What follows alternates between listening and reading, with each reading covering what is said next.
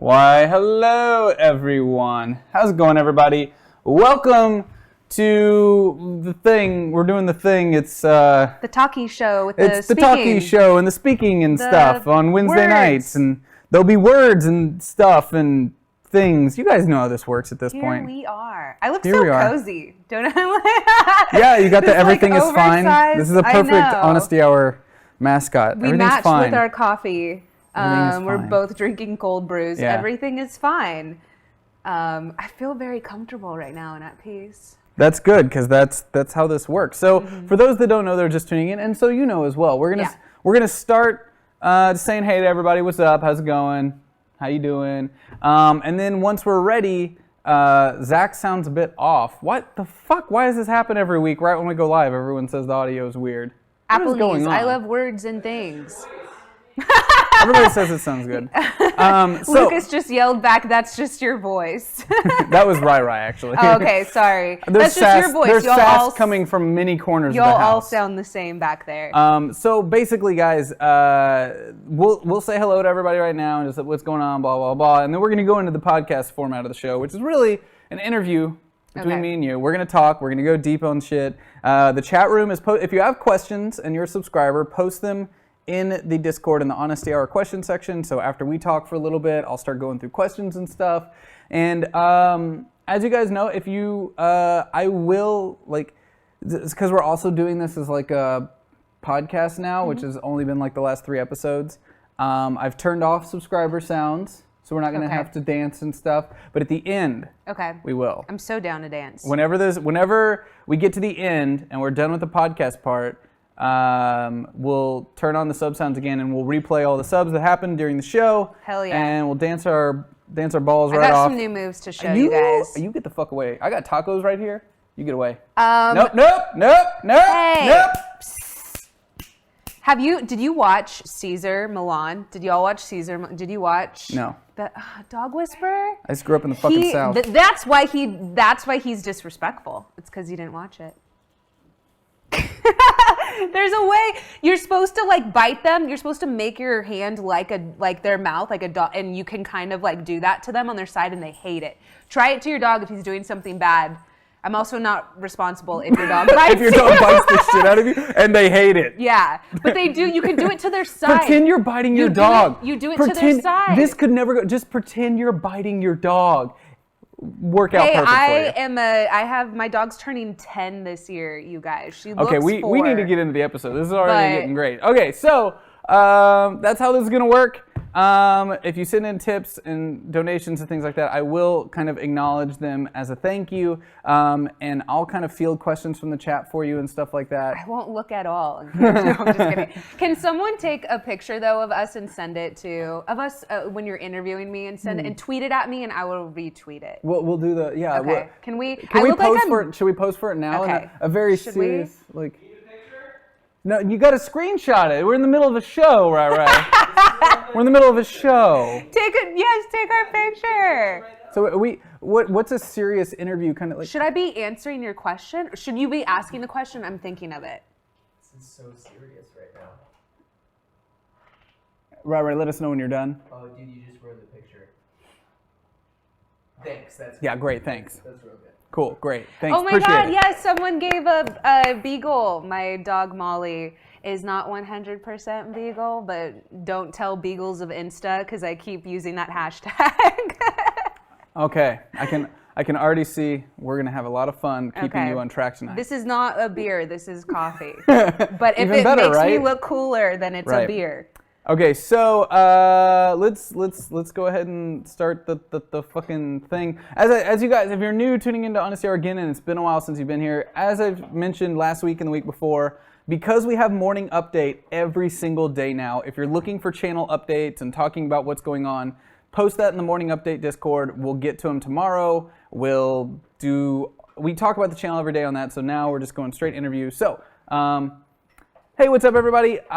This is the podcast / live version of Honesty Hour on Hyper RPG. I'm here with Dani. Dani, why don't you introduce yourself for everybody? I'm Dani Fernandez. I am a host here on Hyper RPG. Right now I have a show called Krillin' It Super, where we talk about Dragon Ball Super with my co-host Iffy Wadiwe and fun guests and things of that nature. You've been doing Krillinit for how long? We've been doing Krillinit for over a year now.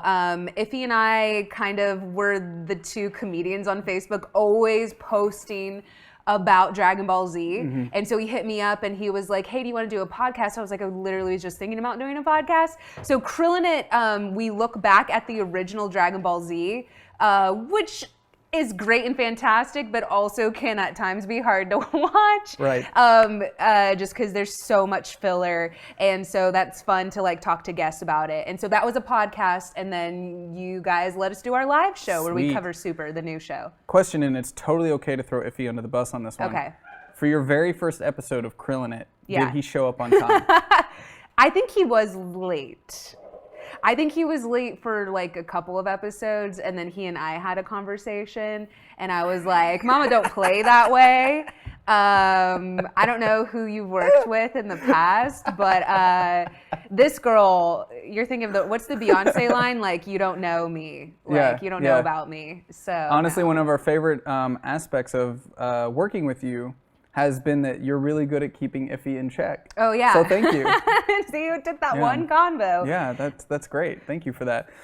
So I know one of the first things a bunch of people are going to want to dive into, and we'll get deeper into like where you're from and family life and all that shit later. You know, that shit that makes you who you are. Yes. What got you so into Dragon Ball? Like, what at its foundation makes you just like a super fan of that franchise? Can I tell you why originally Zach got into it? Yeah, well, sure. Dudes. You can make shit up too. I mean, the dudes. No, this is Honesty dudes. Hour, and I'm going to be 100%. The dudes. So it's the muscled up dudes? Dudes. Oh my God. It's so funny that Dragon Ball Z is seen as a guy's show or a boy's show, because those dudes in spandex, they freaking, can I cuss on this? Mm-hmm. They fucking have rippling muscles. They're always like half naked. And I was like 10 or 11 when I saw it. Oh, so this was your entryway into male sexuality. Oh yeah. Were you watching Cartoon the Network, subtitle? Toonami. Oh, so it was on Toonami. That's probably for the best, because maybe the Japanese ones would have been a little too much for you. It was like, no, I mean, they still showed a lot of stuff, but it was like, oh my God, I've been watching Rugrats this whole time. Holy shit. I didn't know. I was watching Hey Arnold. I didn't know men could look like this. And so I was imagining going from Hey Arnold and his kilt over to Goku and like, oh, why hello. Well, I'm pretty sure that I was tuning in, like everyone else, I'm pretty sure I was tuning in to Cartoon Network at the time for like Ed, Edd n Eddy and Dexter's Laboratory. And then all of a sudden Toonami came out and it like changed the game for a lot of us kids that switched over into anime. It was filling this hole that I didn't realize that I had. That could be taken many different ways. But it was feeling this like, because like people talk about X-Men the animated series and and Dragon Ball Z to me was that, I guess. Like it was my superhero team that I just clicked with. Gotcha. And so I never grew out of it. So you still watch for the dudes, or now do you watch for the story? Do you read it for the articles? I read the manga for the articles. I love everyone, or at least the people that watch Krillinit Super know that I am a Vegeta girl. I have a huge crush on Vegeta, and I think that'll always be there. What is it about him? Because he's not. If you were looking at men that you would think would be like good relationship material. Yeah. Vegeta doesn't come to mind as somebody that you're like, you know what, that's a guy you take home to mom. I don't know. Vegeta didn't take off for 10 years like Goku did. So that's a really good point. If you want to throw shade at the savior of the universe, that's cool. If he would say, oh, I get it, he's a bad boy that needs to be tamed. Like that type of aspect of having a bad guy who actually is good. But he's kind of always a dick too. There's something about him. Narcissistic at times. This is going to sound so wrong. There's something about him not needing you. Like, you know what I mean? And I don't even date guys like that. But I guess like there's something about him being so cocky and confident. And I just love it. But dudes love Vegeta. There are Vegeta people. Like, he is a lot of people's favorite character. And I think it's kind of like Han or Luke. Yeah, for sure. Oh, he's definitely Han. And Yeah, then, he's the and Han then, in the situation. And then Goku is Luke, where it's like you're kind of naive, and I get that you're Raph supposed or to Donatello. be. Yeah, you're supposed to be the savior, but I don't relate to characters. Same with like a lot of people will compare Batman and Superman. I don't relate to characters that are pure, that are, I relate to characters that are darker, that have a dark side. And Vegeta, we're gonna talk about that. Vegeta is the dark side. Right. And so I relate to that more. I want to thank Rashkind1 for subscribing. That's awesome. Thank you for that. We'll dance like we'll dance for you at the end. It's weird to say that, like we'll validate that, like we'll dance for you at the end of the episode. I think that's fine. Just call it. We'll dance. Call for it you. what it is. We'll dance for you. We'll jiggle for you. Even better. Stick around, Rashkind. You'll get to see us jiggle for you, and I will be doing the most jiggling.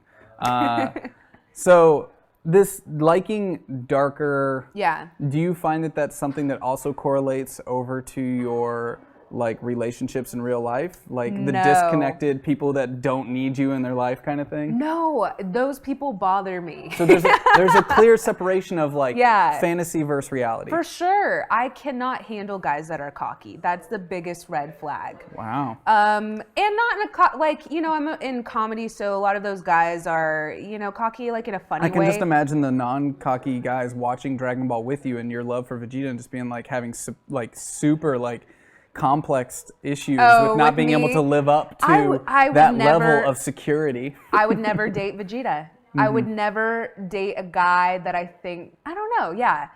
I was going to say I would never date a guy that I thought would like leave me, but Goku left his wife, so I wouldn't date either of them. Luckily, I don't have to. Well, luckily in real life, you don't have to base who you're dating on how they match up to an anime and character. If they're going to have to save the world or be wished back at some point. Or spend more time working out than anything else. I also wouldn't date, that's another thing, is this sounds horrible. I don't date guys that are more attractive than me. Prettier than me, and I feel like wait, that's to understand that aspect of yourself means that you've been confronted with it before. What, number one, why, and number two, how did you figure that out? Don't you feel like that's really common though? Don't you see a lot of times you'll see women, I feel like it's easier, guys, I was having this conversation the other day, and I don't know how to put it without it sounding horrible. Guys always punch up. Like, guys always get someone hot. I feel like Eric a lot Andre, of times. like, punched up. But a lot of guys, especially in comedy, but like a lot of guys in general, I see, and that might just be because I feel like women are prettier in general, and they're the prettier, like, species. So, or gender? No species, there we definitely. Go, species. Completely different, in every aspect. I do feel at times that we're totally different from y'all. Right. Yeah, I do feel like a lot of times if you look at most of the couples in your life that you probably would say, the woman, at least that I know, the woman is more attractive. And I think most of the guys would agree with that too, that they feel that they lucked out or did well or whatever. Sophia42 in the chat room, which the chat room is always correct, says that studies show that on average, relationship satisfaction is higher for couples of comparable attractiveness. Rashkind1 said most guys punch well above their weight. I totally agree with that. Okay, well, I don't know. I think that's an interesting thing though, because is there a reason behind it? Oh, I got it. What's the reasoning behind it? Here's a good thing. So I rarely ever do you see a hot guy with someone that's considered not as attractive. But a lot of times you will see more attractive women with that, And I'm not saying that it doesn't exist. Because we look for different things. This is true.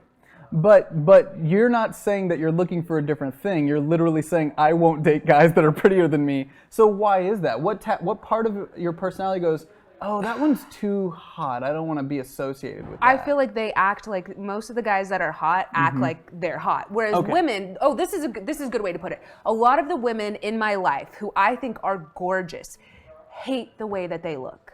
Because society has made them hate the way. There's much more attention put on it. Yes, whereas men who are attractive, and I'm not trying to make blanket statements here, but I feel like men who are attractive, they know that they're attractive. Women who are attractive are so beat down, they can't win, no matter what. It's a lot of work. I have girls that I know that are former playmates and stuff, and they just hate the way that they look. Yeah. Because some men in their life or somebody in their life has told them, and that's an issue. they're too fat, their boobs are flat, they're men. I don't want to speak Yeah. Malika. It's a conversation we have a lot. society- Like for her, it was like her mother growing up didn't affirm mother, that yeah. she was beautiful. So it's like she doesn't believe it, and there's so much work that goes into it. And it is different, and it is a weird thing as a man to think about, because at no point at any time throughout the day have I ever thought, how do I look? Really? Yeah. And that's partly my personality, and not all men, because I do have friends that are more, Yeah, and for that's sure. fine. They're just more into being presentable and things like that. And not to say that that's a bad thing, but it is a hard thing for me to understand where that mindset comes from, because I've never been required to. I've been Right. very comfortable in society to never have to ask myself. No, that's not entirely true. I did go through a phase where I would like to rebel against my father's ideas. I went all goth and shit. Oh, did you? And I didn't care necessarily Are there if pics it was of it out there? Oh yeah. Oh yeah. my God! I Someone didn't- find those yeah. pics. Chat. The ones that are Goth really bad, Zach. they won't be able to find because they were before Facebook. So Oh wow! Good luck Is this finding your that on MySpace page. Yeah, yeah. My Chemical Romance days. Somebody I Love Was Murdered was the name of my band. So Oh, man. very close. But it wasn't so much about looking attractive; it was more rebelling against, and Gotcha. never asking myself, "Is this attractive?" Now, there have been very interesting in this modern era. There have been interesting new developments of men dealing with this aspect of what it means to be a man. Oh, for sure. Which is a new kind of thing Yeah. that's like coming up. I did grow up with that a lot, where it was Okay. just like you had to hunt, you had Masculinity, to, yeah. the overall over masculinity of, you know, Right. because I did art, I had to be gay. Dudes you know? being dudes. Right, yeah. Mm-hmm. And what is it, you know, nobody ever describing to me like, what does it even fucking mean when you say that? Like, Right. because I do art, I somehow have emotions, and emotions are inherently feminine. Right. And why being feminine is that considered gay? And then why is gay bad? So it led to a string of questions Yeah, that for usually sure. led with, fuck you, I'm gonna punch you in the face. Yeah. But it is a weird thing to imagine, because I've been very comfortable and been able to live in a society where I do understand at a base level, if I wanted to go do a certain thing, I might have to put a suit on and do a certain thing. I've been privileged and fortunate enough that I've been able to survive in my life with never having to be in a situation like that and still succeed. Where I've been able to put on a Spider-Man shirt and not shower this morning and be fine and still work. Yeah. And I feel fortunate at times for that, and sorry for people that don't get to experience that. You know, like I feel bad sometimes where Malika wakes up in the morning and I think she looks great, and she's like, okay, well I have to put my face on, and For I sure. you know, I got to get ready and all this other kind of stuff. Like, you look great. And she's like, no, I don't. Yeah. You don't understand. Like, I got to get ready. And I don't even understand that mindset. And sometimes it's good. And Yeah. she said sometimes it's therapeutic, you know, to just, it makes her feel better, more Yeah, confident. for sure. Yeah. But I still feel sad because I'm like, oh God, I don't even have to think about it. Bet you don't. I can't. Some of the videos I'm in, I can't read the comments because there's such criticism of my appearance. Really? Yes. I mean, it doesn't surprise me. There's so much. I get shit on so much for my looks that I have a huge face, huge mouth, huge jaw, like my, my weight at times, which fluctuates a lot. Definitely that I just can't read the comments. And it's the fact that that's the first thing people go to. That yeah, bothers the I'm like, shit you're out of me. not even critiquing What you're saying, what I'm saying. your brain, Yeah. like as a person. And yeah, that stuff I see on YouTube a lot, and it is really frustrating, and it gets, and we work really hard with our community to educate people when they come in and they just say, that girl's hot. And it's like, well, I understand that you She's think you're also making talking- you Right, think for you're making a sure, compliment, for sure. but understand how by doing so you're devaluing that individual to the point that if you don't think they look attractive, they have no value. Yes. And that's not a good That's thing to so do. true. That's just not a good thing to do. I had this conversation with another host on a different channel, and he was like, well, why can't I say that she, another girl on the show is hot? I'm like, because then it opens the conversation for everyone in the chat to comment either one of two Right. things. You are She's devaluing hot, that individual. It's either, I want to fuck her, or two, no, she's ugly. Like, those are the two responses. Yep. So let's just not talk about it, and let's fucking talk about the new Star Wars instead of talking about her appearance. If you need us to punch that dude in the face, let us know. We're all about I've already dudes punched him cool, great. metaphorically or Great. whatever. I've already punched him on like Twitter and That's stuff. what we do here is we punch punch dudes in the face. This dudes is in Dragon the Ball face. Z 2.0. Yeah. Yeah. So I mean, it's interesting. I've brought this book up before, and it is admittingly a sexist book. It came out in the 60s, but it's still very interesting. It's called The Way of Seeing, and it's kind of like an aesthetic art critique book. Talking about how we view things. It's John Berger, I think, wrote the book. So it's like interesting. This aspects of like how we perceive beauty in art and the male gaze. And there's an entire chapter about the male gaze and how long it's existed, and when and how throughout history women have used it to their advantage to get what they need. For sure. As a tool. Yeah. Just as men use their power as a tool, using the tools that they have. And it's really interesting in art because you can go through all these different ages of like just the way an eye is turned a certain direction, or the posture of a certain individual to let you know, like, is this a subject of gaze, or is this a subject of possibly, relating through some sort of class issue. Like when you show a woman who is a farmer, there's a couple different ways you can show her. Most of the time, even as a farmer, there's a gaze, and there's it's attracting the male gaze. Yeah. Because throughout history, most of the time, men were the ones who owned the paintings. The men wanted to feel powerful, as if that painting was something that was their object. Blah blah blah blah. But it broke down. This sounds a lot like anime. Right. Yes. But then it broke down. I thought something kind of interesting, talking about the psychology that a woman has to live through by living in a society that values those things. And that was one of those, when I was younger and I read this book, it was one of those mind-opening experiences that was like, I will never know how that feels, and that is a very strange thing to me. And he explained that a man lives in a place of privilege that where when he laughs, he gets to just laugh. When a woman laughs, she imagines how everyone else in the room hears her laugh and doesn't get the 100% pure let go of just laughing. Now, I think that's an extreme example. It's an extreme example that is a blanket statement, but the point being that a woman has to constantly be aware of how she appears within her surroundings at all times. How she appears, yeah. And a man gets to just exist. I will say this about female nerds is that, and I've had this conversation with a gentleman that I'm dating who is in the nerd world and a movie reviewer, and I said, the women on your show and the women like in our community have to be twice as good.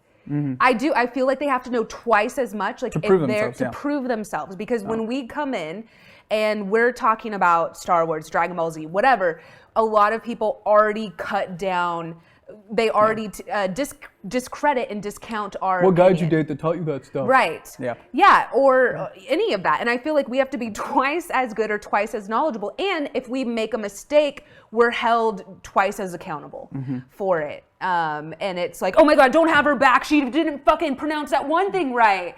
And it's just like one of my friends, Lon Harris, he's over at Screen Junkies, and he's just hilarious, like this big guy who's kind of balding and stuff. And he was like, everyone, when I walk on, they just assume I'm an expert. Like, as opposed to me, when I come on to things and talk about Dragon Ball Z, it's like she's a fake. That was on my last video with ETC. It was like fake nerd, fake. She doesn't really like Dragon Ball Z. And he was like, I could come on and I've never watched Dragon Ball Z, and people would assume I'm an expert. And it doesn't. The way he looks. It never stops, because I mean, when I was working more closely with Felicia, to me, Felicia represented one of the pinnacles of nerd personality. And as someone that got to know her, she is 100% lives that lifestyle. Yeah. She's just a fucking nerd, like huge nerd. She's a fucking nerd. She's a fucking nerd. She's a fucking nerd. A very inappropriate fucking nerd. And she still was under constant scrutiny by the internet. People constantly saying that she's just doing it for the attention, and she's fake and this and that. And it's just like, wow, like seriously, someone who is the pinnacle of the female kind of like just like without her, so many things wouldn't exist on the internet today as nerd content. Yeah. And there's not really credit given there in a lot of ways. So I don't see it stopping, and it sucks. There's valid places and people that are working really hard to change it. For sure. But it feels like it's tapping into something that's far deeper and darker from more work has to be done on men than has to be done on women trying to make themselves, women shouldn't have to know twice as much or put themselves in a position where they have to be afraid of those things. More work needs to be done on men to overcome base insecurities about masculinity, which is almost always where it comes from. Is this like can I fuck it or can I not? Like that's the like male kind of brain that's like, oh, and if I can't, I'm threatened by it. Right. You know, and that's like a fucked up mentality. But I feel like you guys do a really good job, and I feel like I love getting to co-host with Iffy because I feel like we're such yin and yang to each other, that we are like Goku and Vegeta, and we're just so, and I really love the fact that he lets me, not like lets me, but he doesn't have to prove anything. Like he's comfortable with his masculinity that I can be like, that's you're not fucking right, Iffy, and he's like, oh, you're right.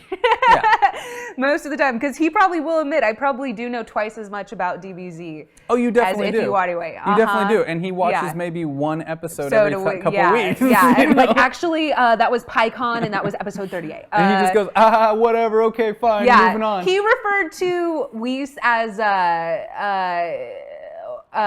fucking Beerus's side, like he was like the cat. He referred to Beerus as the cat. I'm like, you don't know that guy's name, do you? Yeah, I mean, nerd shaming's, women have to do twice as much, but some men get under attack in interesting ways too. And then it comes down to other base level instincts that I think are really interesting, whereas like, I get attacked some, but hardly at all. Mm-hmm. And it's usually for different things. It's usually if I'm coming off strong on something or making a very valid or like a strong opinion on something that's anti-masculinity, I'll get attacked. Other people like Hector on the network, he gets slammed and abused by the internet more than any man I know. And I think a lot of it is he comes off extremely confident in what he's saying as a small Hispanic male. Right. And for some reason, a lot of white dudes on the internet are really uncomfortable with that. Yeah. And him having like a really strong opinion. Mm-hmm. And I've seen him like he wastes his time. He gets more flack from the internet than I've seen most people. For someone that's as busy as Hector, I really think that he shouldn't respond half as much as he does. And I understand the need to, but I just want to be like, as a woman who gets a shit, like I have the minority, I have the Mexican card and the woman card. True. Listen, you got to pick and choose, and you really don't. And that was one of the things that I feel like Mark has taught me is don't like it's so I understand like if you feel the need at once in a while to put someone in their place, and that does feel good, or having your fans come and put them in their place, but really they shouldn't be upsetting, like they shouldn't be taking up space in your brain for you're validating them. Yes, that's what they want. And that's the only thing that used to make me sad about Felicia too. She would still get really upset about YouTube comments. Yeah. And we'd have to tell her, like, don't fucking read them. Right. Just stop. Yeah, I can't Just let read it mine. go. Yeah. And it sucks though, because you want to believe, you want critique, you want feedback. Well, you also are asking them questions a lot of the time. Like I remember I did a video. Tell me like, how you feel. Who do you want cast in the new Han Solo? And I was like, oh shit, I can't even read this because you're talking about my huge face. Okay, thank you. Right. Or if someone made a comment about my looks and it got 200 thumbs up. Thanks, guys. Like and you just don't. And we're human. That stays with you. Mm-hmm. It's hard. Yeah, it's really hard not to. I got targeted by the Gamergaters like 6 months in at GNS, and there's a couple of them still send me like I'll fucking kill you messages and emails and stuff like that. And I remember like as Felicia, like how the fuck do you deal with this? Because she gets it nonstop, and it does affect her. It affects her heavily, and it affects a lot of people heavily. And again, I come from a place of privilege as it's like, well. I'm not too worried about my safety, and I can't say the same for women who are put in that situation, right? Because that's fucking scary. Yeah, I don't know Super if you guys scary. saw what happened with Clark Wolf over at Collider when she made her Man of Steel. Which, by the way, come on, Man of Steel. Like I'm a DC girl, you guys that know fan this, base, though, but man. Man of Steel. That fan base. And I'm lucky though that I feel like I'm on the inside of it because I'm I guess I'm what people call. Can I have a header that says DC apologist? I love DC. I grew up with DC, so I'm with y'all. I get it. That's cool. You can leave your mic on the table. Here we go. I'm just gonna, and also being an anime, so I feel like I'm in two of the most violently, whatever, aggressive things. And I'm luckily, normally like, when I'm doing the interviews, I'm always like, well, I kind of didn't mind, blah, blah, blah, you know, whatever. Right. But anyway, so her review of Man of Steel, which, come on, like, it's very easy to make fun of that film. Oh, yeah. This guy wrote her saying, I'm going to go to Burbank with a gun and shoot you. And it was like, I'm sorry, you have to now file a report for that. You actually cannot just be like, oh, that's funny, huh, block. Like, you just threatened somebody where they work. And so it was a huge thing. And I remember it like went viral. I think even like fucking Perez Hilton's website picked it up, like movie reviewer threatened by a dude or whatever. And she had to get the cops involved. That's scary. It is. We actually have an individual in our community. For Man of Steel. Right. We have an individual in our community that has done that kind of thing to many people on a lot of our shows. It's very unfortunate and made direct threats. Luckily for us, Washington has some very progressive laws. Oh, and right. cyberbullying is illegal up there. Yeah. So we were actually able to take action. Now, nothing has exactly happened. We had to do like, here's a collection of evidence, here's all the things that have been said, which, oh my God, one of the most depressing things. I don't know that people have to do that for a living. Like, yeah. I was the person that collected all of the stuff this person had been sending other people in the community. Yeah. And it was depressing. There's like you see a mental image of like how fucked up an individual is, and you're just like terrified of them in a way. Yeah. Of like that like there's some issues there, like some serious. That's what I feel issues. like a lot of the comment, like, you know, when you see someone commenting like that, it's not even to that level, but still it's like they have issues. There's a great episode of Criminal, which is a really great podcast with a creator of a Harry Potter fan site where someone went crazy and just because after Harry Potter started to take off, it turned into like the one-stop shop fan site for everyone. And this woman stalked her for years, sending cards to her mom. And anyways, it's a Criminal episode that when you're done listening to this, you should tune in and listen to that. People get weird. And Twitch is an interesting space too, because in one sense, we get access to, you get to create your own community. Right. Which is very important, I think, in this day and age for comfortability and all those kinds of things. So you get to govern your own community, which is very nice because what you put out is what you get back. Right. At the same time, because you are so open, it's a live platform. Yeah. You're putting so much out there. People can easily, just by watching for a couple weeks, be able to figure out probably where you live, figure out many things about you. You're live. They're always going to see some part of you. So it also breaks down a barrier that's really scary to break down for a lot of people. And it leads to a lot of interesting situations because people think they really, really, really, really know you because they're spending so much time with you live. Yeah. And you can't hide yourself as much. You know, it's not like YouTube or things like that where you can put on, you have a persona as a professional. You're still being yourself, but you're like, I'm at work. Yeah. I'm going to work now. Yeah. And you can't really do that with Twitch. It's hard to because you're there so long. I do agree with the fact that you cultivate the audience you have. And I think a lot of nerd channels need to start taking more credit or more responsibility because some of them are like, oh, well, I can't help. And it was like, yeah, you can. I know your type of audience. I've been on shows before. Like the ones that you guys produce and even in the past when we were over at Geek and Sundry are so different, and I'm sure you guys in the chat know this, so different than some of the other nerd channels, and that are just kind of hands up, oh, we don't really monitor and police. Well, you should, because it really affects, especially the women, like I was saying, it really affects us. Yeah. The guests that you have and the fact that they have to deal with your sloppy, disgusting fan base because that's the type of community you've cultivated. Yeah, and well, I think at the end of the day, it's too many people put value on number and not value on their relationship. Talent. Or their hosts, the people that come on. And it was like, your female host shouldn't have to wad through this shit because there should be moderators. There should be someone in there saying, we're not going to fucking take this over here. You know, that's not the type of community that we have. I'm sorry if that works somewhere else. We don't do that here. Yeah, it's admittingly tough as a business because you have this, you see the data.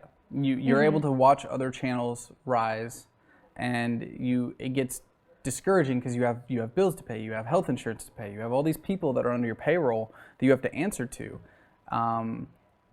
so it's tough. And then you have the other hand where you talk to certain marketers, stuff like that. Well, you are creating that kind of community. Why don't you market that? Why don't you market the diversity and all that stuff? And I'm like, well, that feels just as wrong.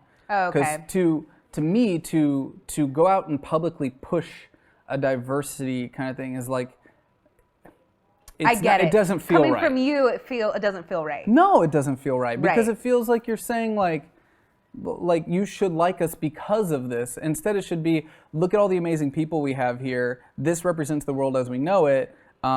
If you like it, great. Yeah. You know, instead of saying like you should like it because of this. I don't think that's okay. I think it's different. Yeah, I think it was different, that post that I wrote that I made like a week or so ago. Oh, it is different. You're coming Oh from. yeah, you know, I'm just saying, like, to me it was like, it's so easy to have diverse people on your panel that all these excuses we've been hearing, like all I do is pick up my phone and say, hey, can you be on my show? Great. And that's it. And it's like every week on our show on Krillin' It, it's like we have such a diverse panel of people that, to me, the excuses of, oh, like we didn't know, like there were no women. I feel like you have to actively, they need to check themselves, because I feel you have to actively turn it away. Yes. You're not saying that it's not there. You're actively saying you don't want to participate in it, because people are literally knocking on your fucking door saying, I want to be a part of things. Let me in the door. And talented people. Yes, very. And like the greatest thing that we've learned from Dutch Teddy, Danny, do you feel safe here? I feel safe. I always have safe spaces. I make my own safe spaces. I always feel safe. But yeah, I was gonna say is that I feel like I love our show. I love Iffy and I's show, and I think that we show that having a diverse cast of people on it each week is just funnier. It's just funnier when you have people that look all from different backgrounds and look all different, and like they're from. I think that's what's going to be. I think, to me, what was interesting about what you guys do with Dragon Ball is the same reason I'm interested in the wrestling show. Is, to me, when admittingly, everyone that's watching, when Kirby says he wants to do a wrestling show, and most of his friends are also like, white comedians in Seattle, the idea of having two white guys on a channel talking about wrestling is not, that's whatever. That's like, that, and it's not because they're two white guys. It's not because they're two white guys. Like, I don't want it to sound like they're disadvantaged because of that. It's because it's not interesting to have people who come from the same scenario discussing a topic. What I think's interesting about Krillin' It and what they're going to be doing with the wrestling show is, like you said, it's people who come from all walks of life who've all enjoyed the same thing. Yeah. And that's really interesting. It is really people interesting. That you wouldn't think have this huge connection to something, coming from completely different parts of the world, different experiences growing up. And the wrestling show is going to have a very similar thing, with the goal of saying there's something in this for everyone. Right. There's something in this that you can connect to as a nerd that appeals to everyone. Yeah. And I think that's what's cool about making sure that you're representing many different viewpoints and ways of thinking, is because you never know who's tuning in, who's like, I don't feel like that. I don't fit into. Why would I connect with that if it's just a bunch of white dudes on camera talking about that? It's how I felt when I went to watch Tree of Life. Oh, okay. Okay, I went to see Tree of Life. I thought you were about to name someone's show, and I was like, damn, this is about to get burned up in here. I'm just gonna trash talk. That's how I felt when I was watching the channel. I think it was Ify Wadiway's comedy, if you can call it comedy. I went to the theater to see Tree of Life with a group of people who were all from far different walks of life of my own. And while watching it, I got heavily affected by it. And I look over and everyone else is asleep.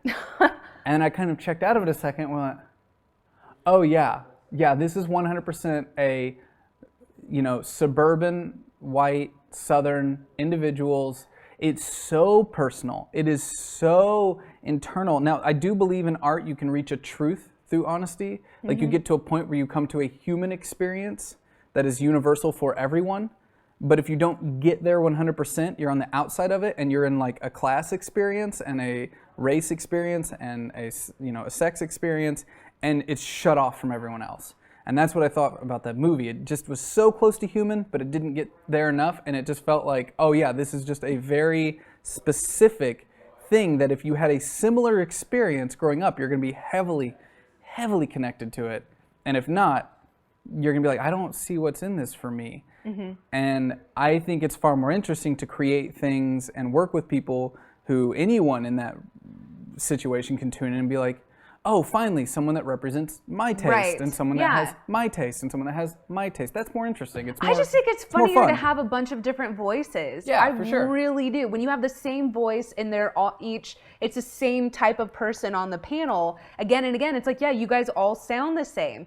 And I just think it's fun, like just coming from a comedic standpoint, I think it's funnier to have a multitude of people of all different races, backgrounds, you know, gender and it's funnier. But that's the world.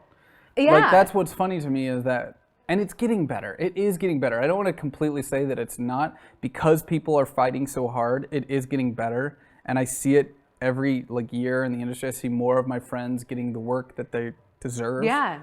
So it is getting better. I don't want to be completely negative, but there's still a lot of work that needs to be done.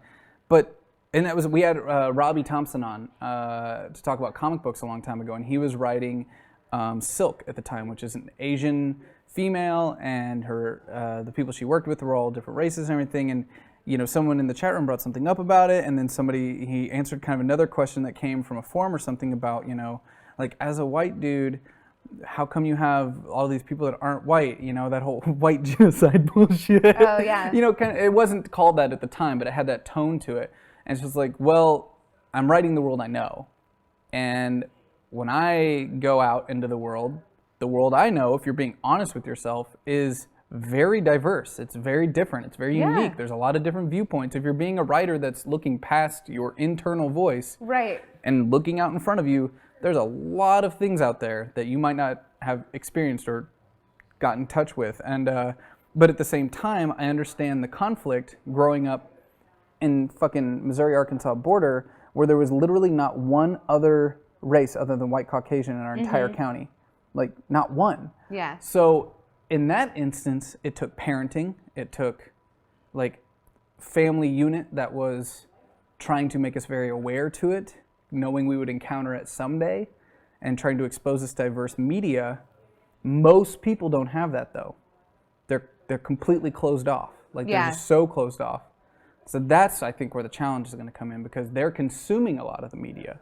They're the ones that are like, so it's like simultaneously why it's important. Yeah. Because they don't have exposure to it anywhere else, but they're also going to be the people that throw the biggest fit and don't get it and feel like they're being pushed onto something that they don't think is real, because it's not real to them. They don't see it. It's not real to them. Yeah. It's not real to them. Yeah. It doesn't exist. Well, and I do also want to say, like, there are a couple of times this year where my boyfriend, Mark, was like, yeah, I know, I'm just a white guy. And I was like, wait, stop right there.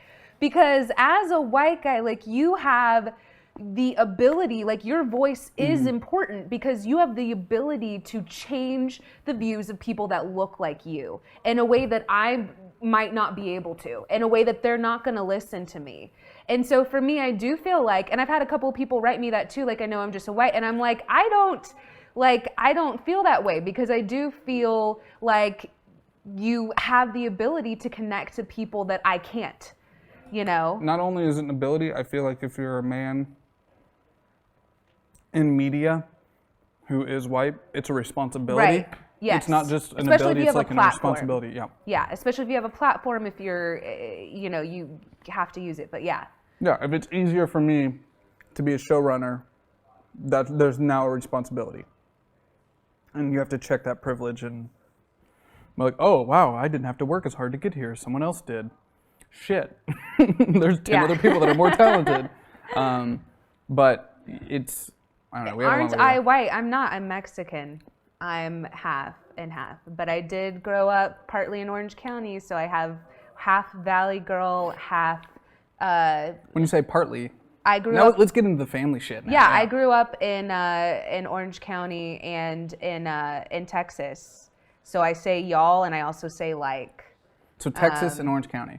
And you said half and half, so Hispanic and white? Yep. Okay. Yeah. Which sides? Like.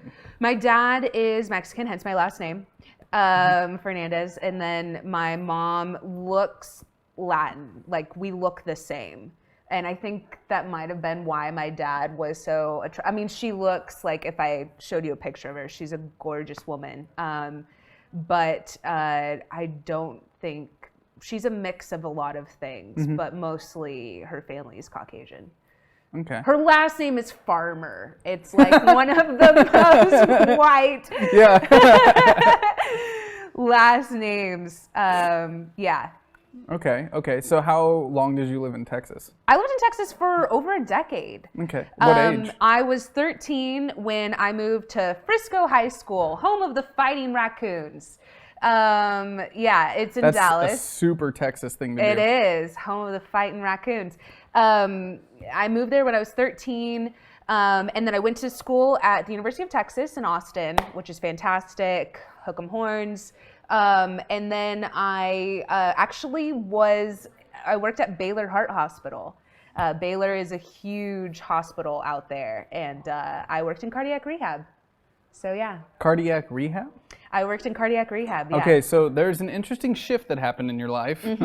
What got you from cardiac rehab to Orange County? I grew LA. up in Orange. Yeah, Back what to got LA. me? So I was I originally got into UT in their journalism program, but oddly enough, journalism is slightly dying / changing, where you don't actually really need a degree anymore to write. Oh my God, to write for The Guardian and Huffington Post.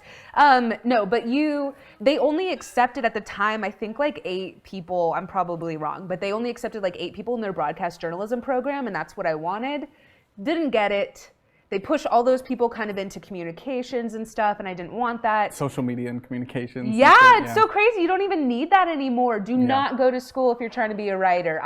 Hit me up and I will help you however I can.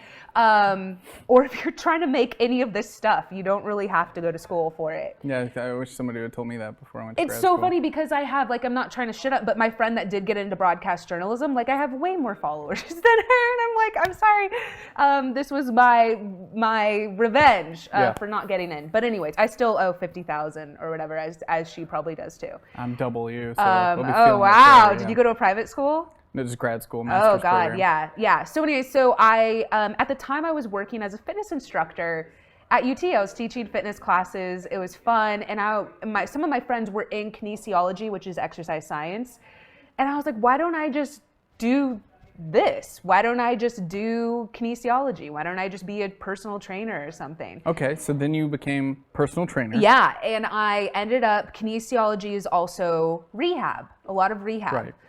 So I ended up specializing in cardiac rehab and got an internship at Baylor Heart Hospital. I hated it. I hated working in the hospital. I hated I know it's completely 100% necessary and we need medical people. I'm not one of them. I hated it and would cry going home. They offered me a job after my internship and I was like, who's gonna not, on my resume, who's not gonna take a job fresh out of college? Yeah. So I took it. Hated it, left. At the time, I'd also gotten married, got divorced. How long were you married? I dated the guy for 6 years. We dated throughout college, and then after, we were only married for a year. You don't have to look like that. I was also married for less than a year. Oh, and okay. divorced, so we dated. Everyone's like, how "Oh can I my judge God!" Well, we dated for 6 years. We decided to try it being married. It didn't work. We also had moved to Colorado, which I don't recommend, just moving away from everything you know and love up into the coldness, because then you're stuck together. Trauma. You're stuck together 24/7. We actually had days where we were snowed in. And it's like, oh, we don't have anything in common anymore. We did when we were 18 when we met. Right. But we don't. And so I got divorced and moved here to be a writer. Came here to write. Moved to LA. And it's not too bad for me because I have family in San Diego. That's where my family's from. See, I got divorced and came here to do film. Yeah. But part of a lot of divorced people here. If you're planning on getting divorced, we welcome you. It's a great place for you. I forget a lot of times that I had been married and divorced lots of times because it's so another life. Yeah, it's another chapter. Yeah, totally different. Like you just start to forget that it even happened until somebody brings it up and you're like, oh, I guess that's a thing. And then some people have a stigma about it, but like it's not even like a thing. Yeah. It just feels like it was another breakup in a way. Traumatic at the time. Right. Because in some ways though, a lot of the trauma I went through wasn't the relationship. It was the social perception and For the sure. family. You know, For it was that kind of sure. like having to do a ceremony, having to accept gifts, having to do all that kind of stuff. Most of the anxiety didn't come from getting out of a bad situation. It came from like, great, the fucking rest of the world has an opinion on this. You're right. And everybody wants to tell me how I should feel, and that I shouldn't be acting like I'm okay. I should probably need help and all this other kind of stuff. I And haven't shed a tear in 2 years. I'm fine. I Yeah, don't know it's- how to cry anymore. Get over it. yeah, it's like no, everything's I haven't fine. showed emotion in 6 months. Whatever. No, it was a very dark period of my divorce was a very dark period of my life. And definitely having people trying to talk us out of it and or upset that we were getting divorced. I feel like sometimes your friends and family feel like they have like a vested interest in the fact that you didn't work out. They kind of take it onto themselves. I honestly had red flags before I got married. I do remember kind of telling my friends and telling my mom, I don't know if I should get married. I didn't even change my last name after I did get married, which is like a normal thing now, but again, in Texas is not normal. And I never changed my last name, so it made it really easy when I got divorced. Didn't have to change a bunch of stuff. But yeah, I had red flags, and he's remarried. He got remarried within a year. That's crazy. That to me is like, oh, you just wanted to be married. It's not. It is kind of crazy. I don't know. Is this a non-judgmental? Sorry, I've been judging. I don't. Whatever. That's the thing. When I got detached, it was kind of like, whatever, do what the fuck you want. Well, I mean, I totally get that, but also part of me is like, now that I'm divorced, I don't feel like I have to get married ever again. I'm in the same did position. it. It creates a lot of conflict in my current relationship because after being married and divorced, it takes some of the allure of the idea away. But that doesn't mean like my current partner doesn't think that still has this grand allure. Yeah. And you know, it is something like, oh, to me, it's like, oh yeah, like you're my number one, you're like 100%. Like, yeah, totally. I see us being together forever. And she's like, great. When are you gonna marry me? But she also is very, she's feisty. So. For me, it's just like I got what every girl wants. I got to have the wedding of my dreams, and I get to be single. I get the best of both worlds. I already got it out of the way. Even though you had reservations, you're like, well, you know what? I'm gonna do this. I got my Pinterest board complete, and I get to date whoever I want now. So I got the best of both worlds. Well, I was a courthouse with friends and family. I got married in La Jolla, San Diego, and it was very beautiful outdoors. But no, I feel like my current boyfriend doesn't have any pressure. I'm like I'm the perfect girl for him to date because I don't want to get married again. I don't want to be a failure again. Right. You know. I mean, somebody's saying like, LOL, marriage is overrated and things like that. You know, there's still some things I found very valuable from it, and I still look back to it being the largest growing point of my life as a person. I learned the most about myself and what I was telling people when I was kind of like falling apart, and I was talking to my friends about it, was like, I don't see this as a bad thing, in the sense that in marriage I found that you have a mirror held up against you all the time, and you can't hide from that mirror. In your single life, you can be whatever you want in that mirror. You can lie to yourself all you want. You can tell yourself you're a certain way, you act a certain way, you do a certain thing, but the second you're kind of locked in paper to somebody like that and you make this kind of promise and you're with them every single day, all day, you can't hide from that anymore. That mirror and that reflection is in front of you every single day, giving you everything back. And especially in a not good marriage, it's given back to you tenfold. So I had to confront a lot of things about myself, things that I hadn't confronted before, because I didn't have to. Yeah. You know, it was just being able to ignorantly live my life of like, cool, whatever. That's just how I am. And it's like, no, maybe this is a problem. Maybe there's things about myself that need to be worked on that I had to overcome. And I found that as a really valuable learning experience in my life, and I grew a ton from it in that short amount of time. My main thing was I was living in Dallas, living in the suburbs. I was a babysitter, and that means I was in a lot of people's homes. The amount of cheating that goes on, you know, even like in the suburbs and what people think is happy, and like it's so Desperate Housewives, like here, Dallas, you know, Denver, like everywhere that I lived, it was just, I didn't want to be one of those couples that stayed together for appearances. And that was a lot of the homes that I was in. A lot of even people that, what I call greeting card families, like Christmas card families, like they look really happy on their Christmas cards, but I would be in their homes and it was like, you guys are cheating on each other. This is horrible, you know? Your kids hate you. Like I didn't want to do that. And I thought, I really hope that wasn't all internal, that you were just in somebody's living room being like, your kids hate you. You're both cheating on each other. This is horrible. Fuck these pictures. Turn off Kaloo. Took the pictures off the mantle and threw them in the fire. And no more Dora the Explorer. Your child, raise your child. No, there's so much. I mean, there's so much cheating going on in Dallas. Like just this is probably also because I used to work at a country club. So you see like people there with other people and all I mean, stuff. This wasn't just like, oh, I think they're cheating. They are cheating. Yeah. And it was so many homes that I was like, I don't want to, or just people that were just wildly unhappy.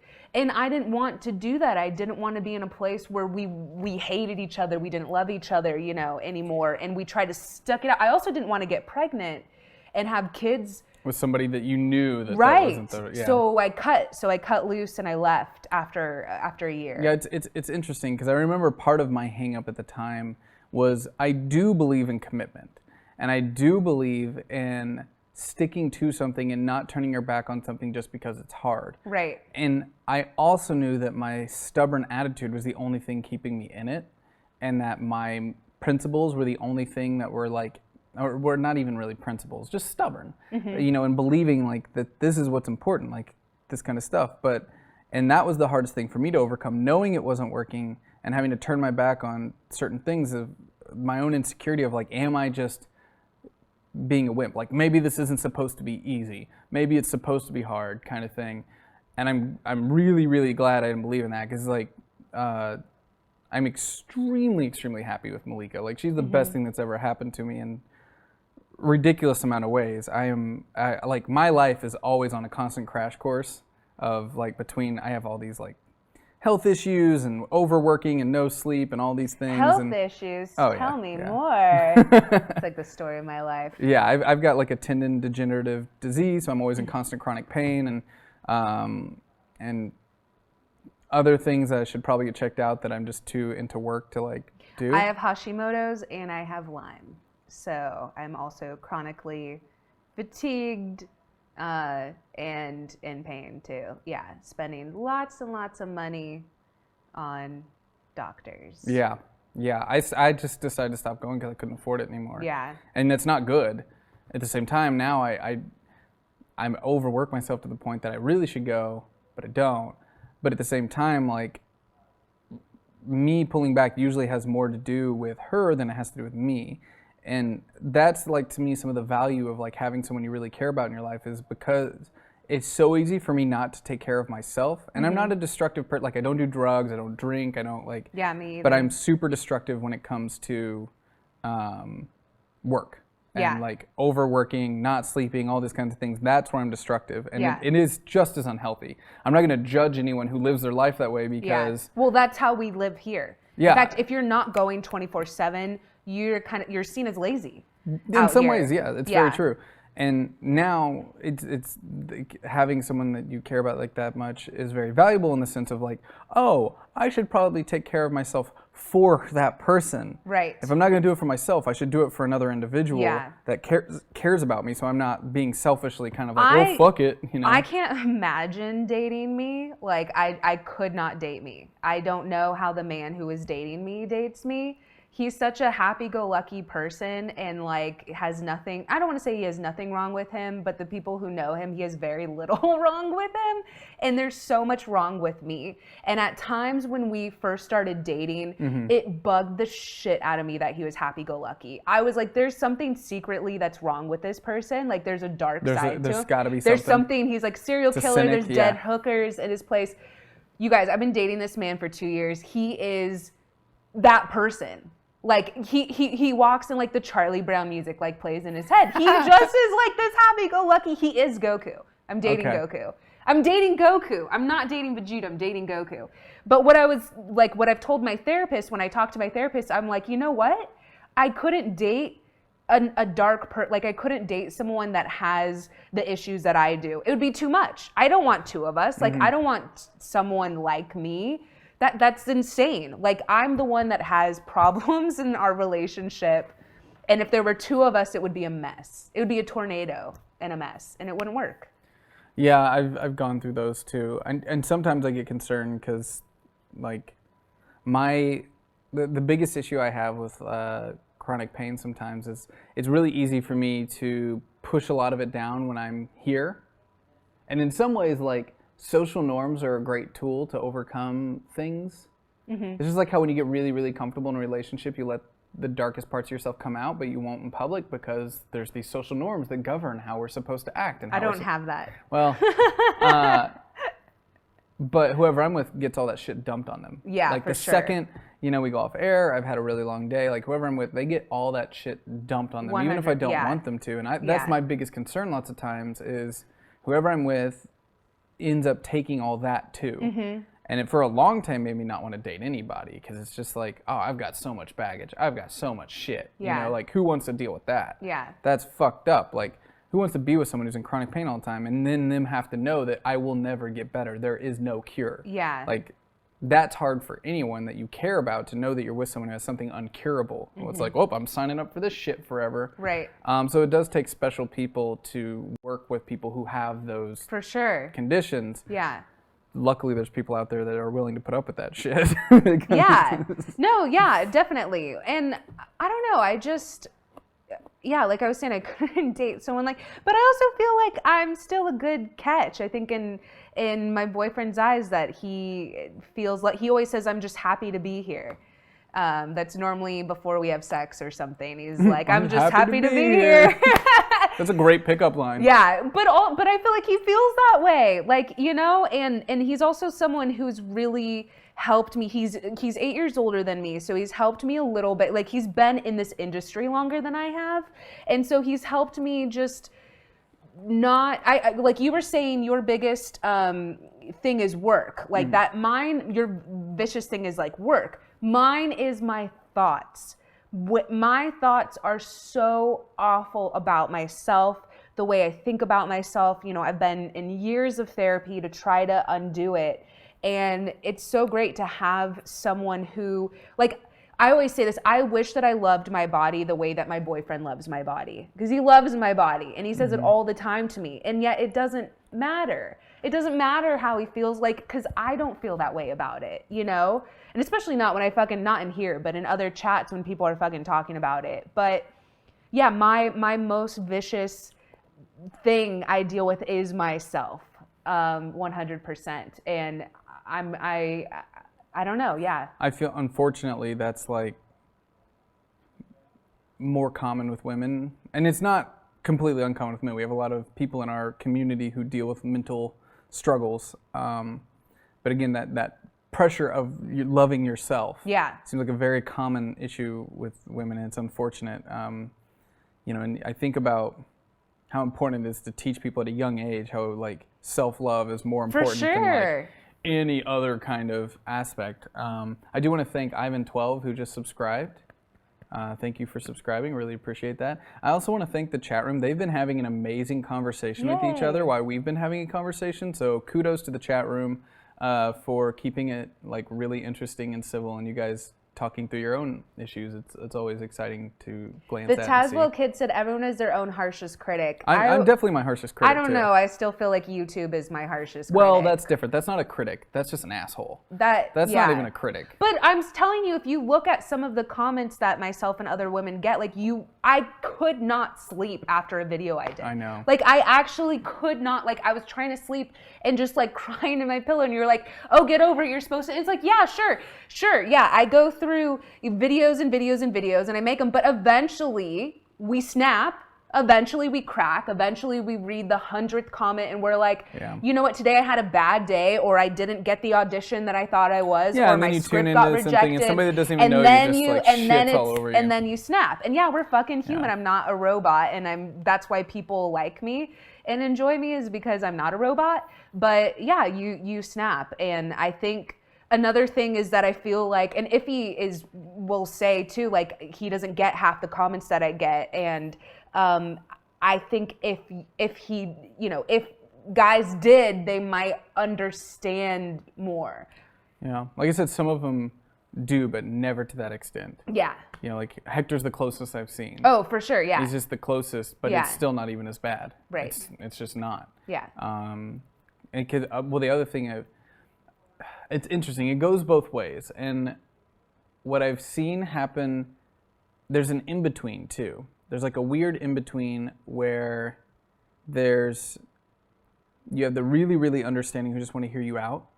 And then there's this in between where it's like, okay, we now know it's socially wrong to talk to a woman that way or a person of color when people come on YouTube. So you'll have other people come to their defense. And sometimes it's so see-through that it's not a real or true thing. And it's people that are like almost like trying to speak for those people. Oh, yeah. And it comes off really wrong and weird too, because it's just like, whoa, like, you can fight for them being respected without saying this is how they need to be to fit into your idea of. Yeah. And that's another thing that's happening a lot right now is there's people who are trying to judge from the outside how they're supposed to react within that when they get the criticism and stuff like that. I call it the white college girl problem. That seems like the most that I would encounter a lot.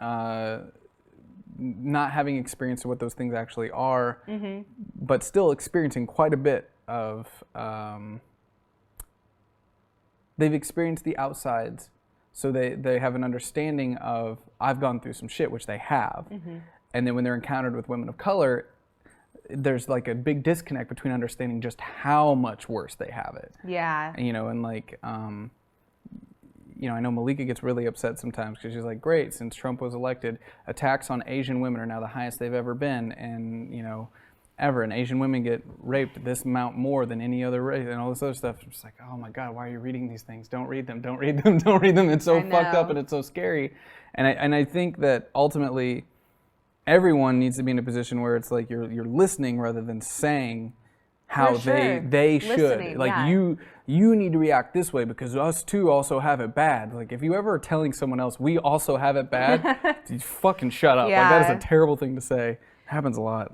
Well, I do feel also like I think it's so weird whenever I come forward about stuff and people are like, no, you're wrong. And it's like, I can't be wrong about my own experience. Like, I can't imagine telling my co-host Iffy if he were like, well, this is what it's like to be a black man in America. And I'm like, wait, Iffy, hang on here. Like, I think I know. Yo, Iffy, like, actually, this is what happened in Compton. But that's the thing is that I can understand that I don't have, that he is going to be the say on that. And I'm going to be the say on this thing over here. But like that we might have different experiences in America and that's okay.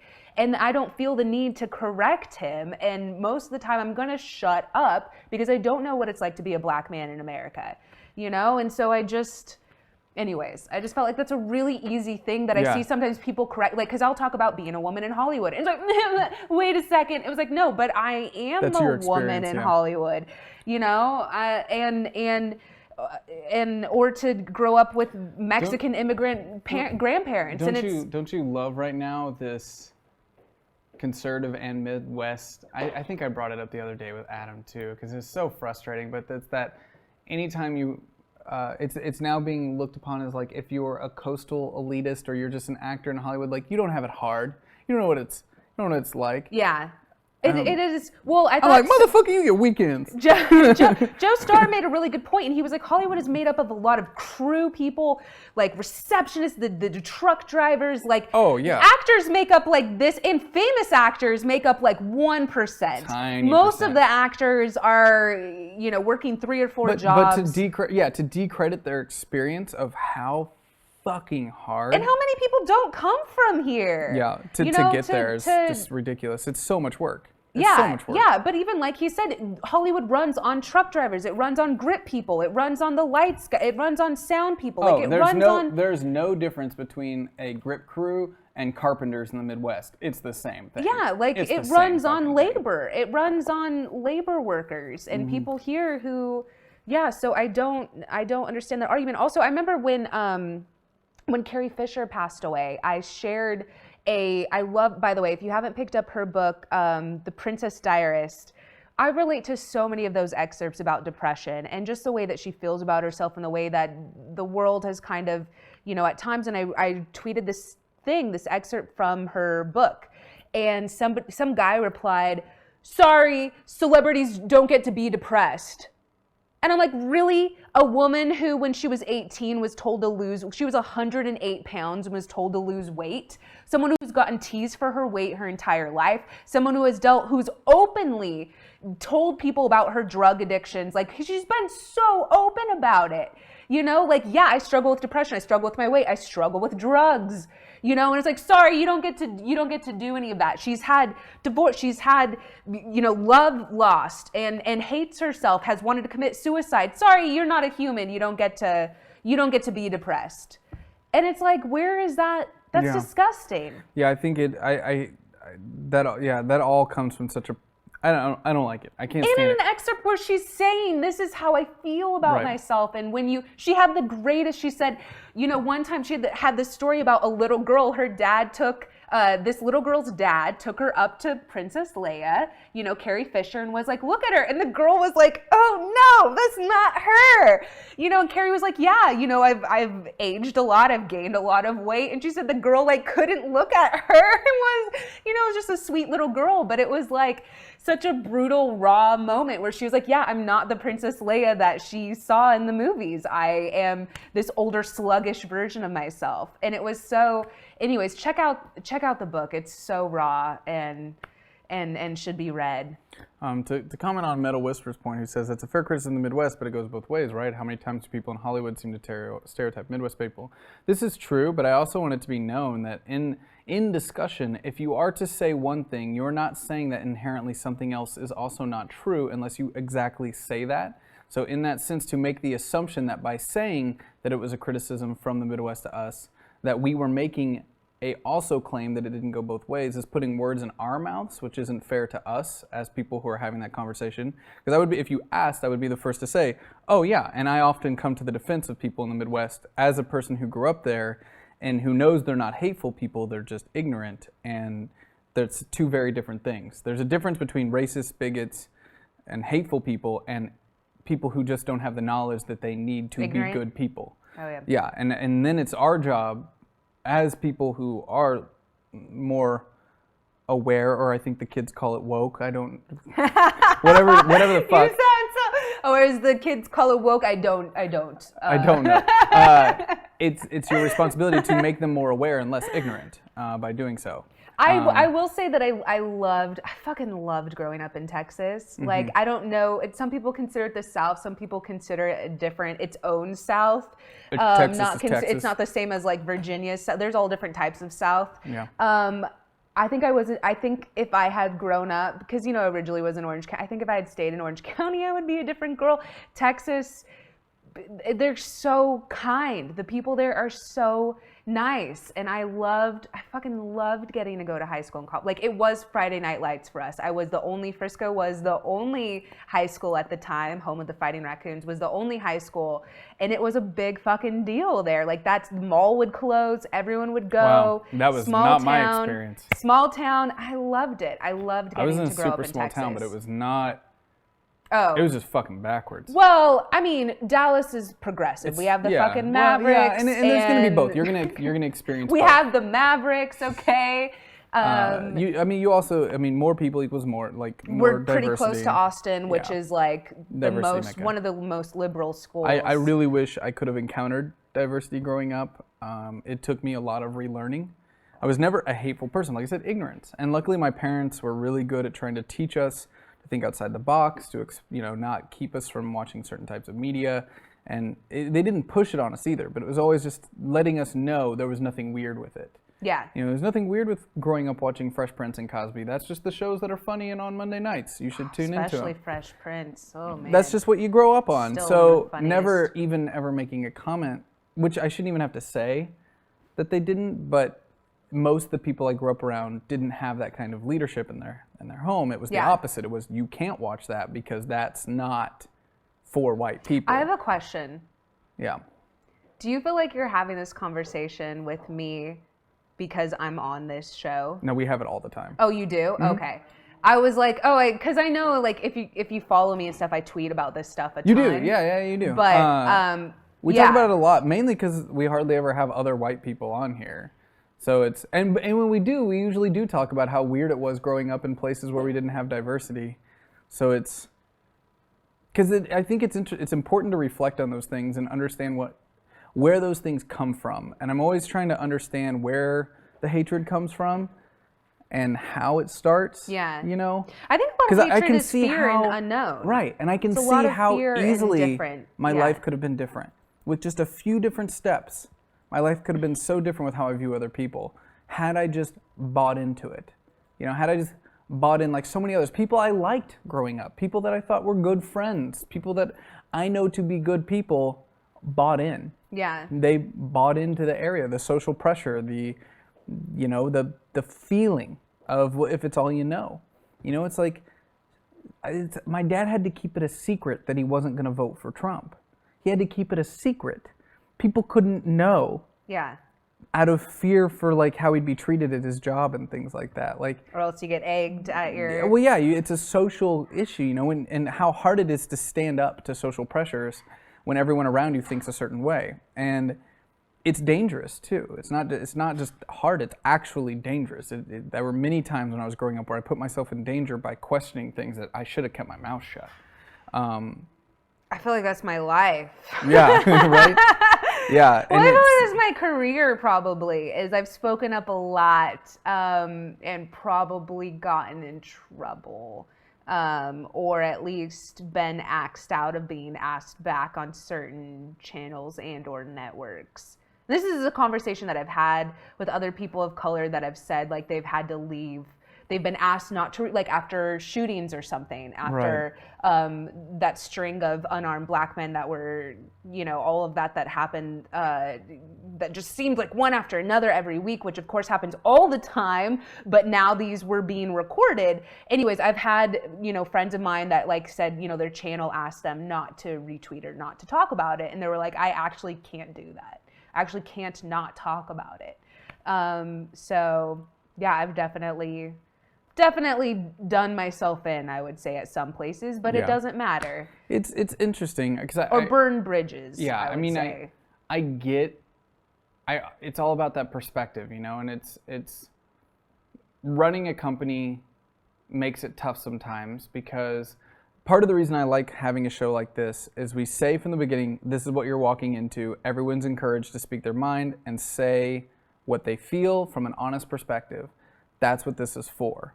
We have other shows where, as the CEO, I have to kind of step back and be like, okay, is this show the right place to have that conversation? True. If it's what we're putting out there to the world is turn your brain off and let's talk about stupid shit that doesn't matter if you flip a switch and go really, really like, yo, now we're going to hardcore talk about this. Like, I do feel like there's a responsibility there in how you present something. Yeah. And how you portray it to the audience that's tuning in. Yeah. And you have a responsibility there to be honest with them with what you are going to do. Yeah. But that's why I think it's important to have a balance. So it's like, we can't do it there, but let's do it here.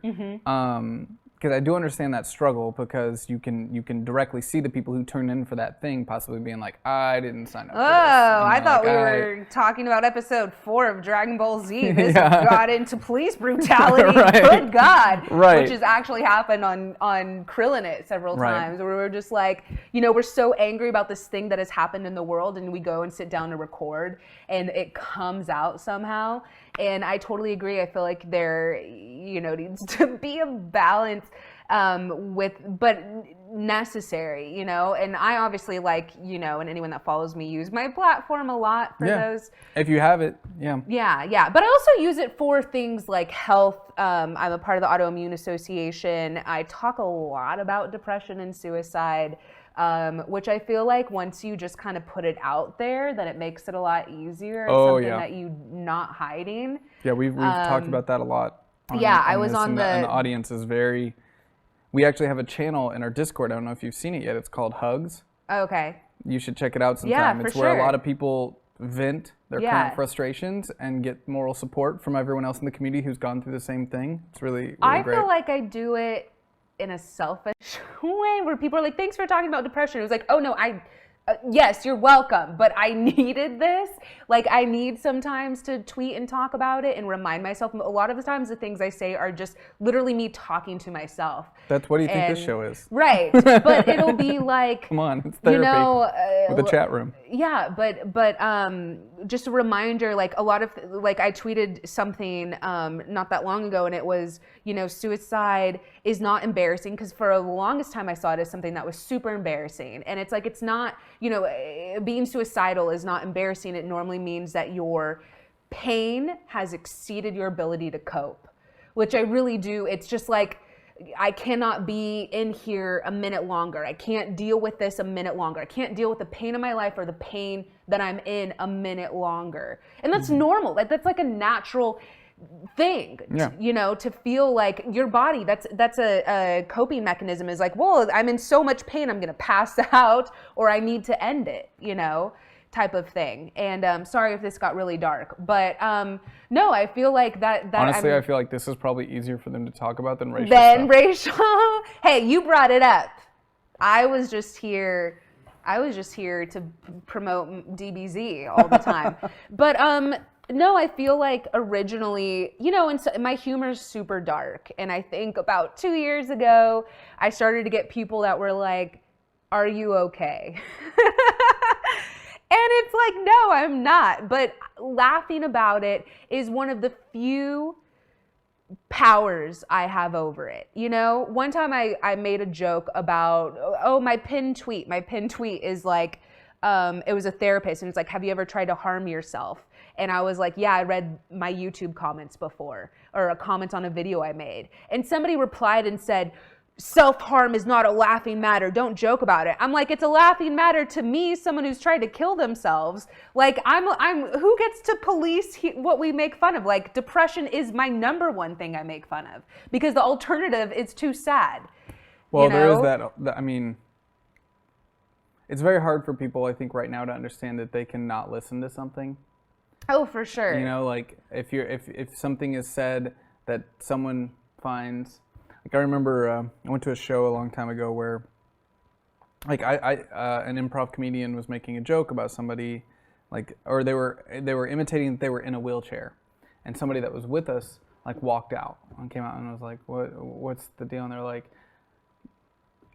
that's so offensive to people who are actually in wheelchairs. And I was like, I could be in a wheelchair tomorrow. I've been fighting off of it for like the last 5 years. Yeah. It was also funny. It was funny. And, there is that balance of like, sometimes you have to be able to laugh at how fucked up it all is. And if you don't, like, it's super depressing. Yeah. Laughter helps. Laughter's serious. It's a tool that helps. Now, I do think there are lines. Yeah. There are, there's certain lines, and I think those lines are socially governed, but you have to be aware of like, okay, that's a social line. Even if I maybe have giggled to myself at one point in time, that's a line I can't put out. Yeah. But understanding like that if you don't like it, you just, in some ways, I'm still glad that person reacted the way they did, where they just left. instead of Yeah. complaining Oh, for sure, vocally yeah. like some people do. Heckling. Yeah, and it's just, you don't turn it off. If it's like the internet or if it's a tweet Well, or I something like think it that, you was can one- also tune out. I think it was one of those things where, like, if someone goes to my page and they're like, she doesn't fucking deal with depression, like, you don't get to talk about it, type of thing. And it was like, no, I do. You also don't get, and I think I replied to the guy, like, you don't get to tell me how I get to deal with my depression. Because comedy has kept me alive. Yeah. Like, being able to joke about it and joke about my suicide attempt and things like that. Like, that has helped me. Like, now I joke about being immortal. I tried to kill myself and it didn't work. We don't know if I'm not immortal. I could be immortal. We don't know. So that's one of the, I also have Hashimoto's, which I love because I feel like it's the most anime sounding autoimmune disorder ever. Hashimoto's. It's me. I got it. And so I love it. But anyways, yeah, I feel like you don't get to tell me how I'm coping. Like, you know, and comedy is also, sometimes people will be like, I'm so surprised that you're, you know, or what. I'm like, so many people in our industry, and especially in comedy, are so depressed. That's why they do what they do. Stand-up comedians are some of the most depressed people I've ever met in my life. That's why. Blows my fucking mind. Yeah. And improv is like a totally different world. They're close, like, but there's like two. They're like crack addicts. Yeah. They're like The on adrenaline cocaine. rush, yeah. Yeah. Stand-up comedians are like in the back, like making jokes. Improv people are like in the front, like raising their hand to the teacher and stuff. They're just so intense. I don't know how they have energy at all times. Like, I have energy because I chugged a cold brew. Those people wake up ready for suggestions. So yeah, but yeah, I do feel like the comedy community is why I gravitated towards it, is because of my depression. I feel like so many of my friends, I joke that we're like the X-Men of depression. Like, we're all have our different anxiety, and like we're all different races and people, and we're all depressed together. So yeah. I'm feeling pretty good. You mean okay lately. you don't want to be in our X-Men? Nah. Okay. I'd like to stay away from the and past that part of my life. I think I've overcome it. Oh, really? Yeah. Yeah. I definitely went through it hardcore. I don't think it's I think I have gone over that hill, and yeah, and I'm totally okay because I've been in and out of therapy. I'm totally okay with the fact that I'll probably always have depression. Mm-hmm. I feel like it's a part of me. Like, there's a cartoon where it's like just following the girl, and I feel like that's me. It's like my shadow. But you know what I like is creative depression, like not debilitating. That is dark and awful, and I've definitely deal with it at times and have been in therapy and try to get myself out of it. Moving into what a lot of artists have is like creative depression where you just hate your life, but hey, we can do something about it. Yeah, and I think in some ways I might have that to an extent, but it comes out as a tool used For like sure. for a lot of, like drive. You know, it's just like not being able to sleep at night because of anxiety of what still needs to be done and how this has to be done and this needs to be better, and you know, crippling anxiety kind of thing. I don't translate that as depression as much as I translate it as a tool to like. I can tell you right now, and I'm not speaking for everyone, but if that's in our industry, but if I were happy, I wouldn't be here. I would be married probably with kids and like home and settled and not doing this. Like, I think there's a part of us that seeks, and there's a part of some of us, because I don't want to speak for everyone, that seek validation, and that's why we're not completely full, you know, or whole. We have to be on stage. We have to be performing. We have to get that validation from doing stuff like this and having shows. Like, we're missing that part. And Oh yeah, I can't be content. I have to 100% always be working on something that I have to Yeah. overcome. I have to have a challenge in front of me that I can overcome. this is a thing that Like, I've talked to my always. therapist about too, is especially, you know, in this field, we have something great that we do. Say we write a great episode, or we have a great show, or we have a great, you know, stand-up show, or whatever. We immediately move on to the next thing. Oh yeah. We There's don't no joy in that. celebrate. There's no joy. We don't celebrate, and I'm sure other people do in other industries and stuff, but we don't, and we're encouraged not to, because it's bragging, and it's like, okay, but what's your next thing you're doing? You enjoy it for the weekend, and then you move on to the next thing the next show or whatever. And that's such a bad like like way to burn out, and something that I'm working with my therapist to actually like try and enjoy this moment that I'm in, because I'm always like, well, yeah, but I'm not fucking writing. My friend's writing on The Late Show. My friend's writing, you know, my friend's has his stand-up special comes out on Comedy Central, and here I am, you know, and it's like nothing I do. And granted, yeah, these are people that are also like a decade older than me, but nothing I do right now, like. I'm always looking at the next thing. What else better can I be doing? Who's the next guest? Yeah, I feel like that's a problem. Week? Anyone we know who's currently doing well has that problem. Yeah, for sure. You know, it's like, it's a weird thing that's the staple of like, oh, they're doing well. They probably have some severe issues with not being able to accept that they're doing well. Yeah, even like if I think of some of my friends that write on late night, it's like, okay, they're writing for someone. They're not hosting it. They don't get to do their own jokes. Like that in their mind.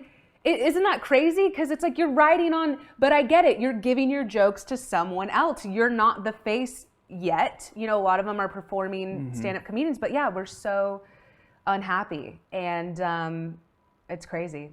Well, on that note, I think I should probably turn over a couple questions to the Discord since I've avoided it this whole time, which will definitely lighten things up a little bit until it catches up to where we got to the darker stuff, and it might kick back around.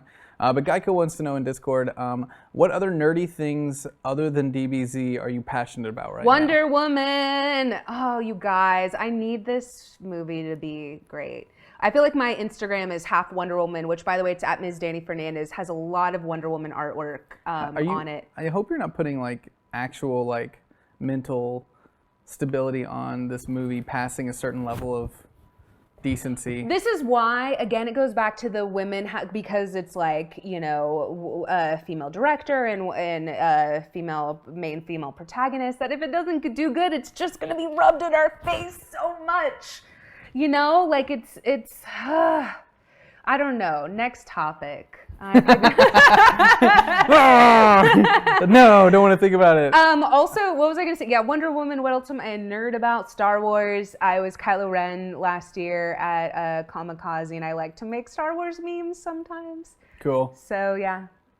Cool, you should come be a guest on our Star Wars RPG sometime. Yes. I feel like I'm not, like, I might be, but, like, Star Wars people that read the books and stuff, I'm not that. That's not everyone on that show, that's for sure. I'm not that. Well, Erdence asks, speaking of RPG shows, have you read much of the Valiant Comics universe yet? And if so, do you have a favorite series or character? I don't know if I have a favorite series yet, but I will let you guys know soon. I have a bunch of the Valiant comics. Yeah. I'm super excited about being a part of it. Like I said, Valiant's sending you a box of stuff. Yeah. A lot of stuff. I'm for those excited that don't for my know, box. Danny's going to be on our Valiant Vanquish Season 2, which is coming out. I actually have a release date now, but I don't know if I should say it here because we recorded a video. Please just let me know so that I can mark it in my calendar. Of course, we're going to talk about it at the meeting. I recorded a video to go in the Humble Bundle, the Valiant Humble Bundle that's out right now, and I stayed up for that's why I haven't slept. I stayed up all night last night, and that's why I missed streams yesterday and Valentine's Day. I skipped Valentine's Day to get this done. Sorry, Malika. And then we found out today after I sent it off that now they might not put it in the bundle. So I'm like, cool. That would have been good to know before been dropping everything for a deadline. If they don't take it, then I'll just go ahead and release the video to you guys, and it has the release date in there and secret stuff that I'm not going to tell these guys. I know secret stuff that I'm not telling you guys. So it'll be good. It's coming up soon, but I'm excited. I'm excited to really dig in with you guys with the books. I don't know. That's. I don't want to go there because we'll start talking about Valiant comic books, and then 15 minutes later you'll be like, okay, you can stop talking. Davlin says, good evening, miss. My question for you is, who were your influences early on, and who are they now? Also, what other hyper RPG show would you love to guest on if time and location were no issues? Thank you for your time, and welcome to the Thumper family. That's so polite. I love everyone at Cineverse, so definitely them, especially because I think I saw Adam was in here earlier. Yeah, he's... So hit me up. I always have a good time with those guys. What was the other part of the question? Who are my influences? Who are your influences like in general? early on, and who are they now? I don't know. I will tell you, I loved, this is crazy. I loved Chris Rock. Still love Chris Rock, but I used to I remember, I'm trying to think of what's special. I wrote down his jokes, and tried to read them on note cards, and because I bought a TV at a garage sale with my errand money, and wrote down his jokes because I got Comedy Central, and my mom found my note card, my very Catholic mother, and took it away, and she was very disappointed in me. Also Ellen. I love Ellen. I think she's... Those two very different They're so different, personas.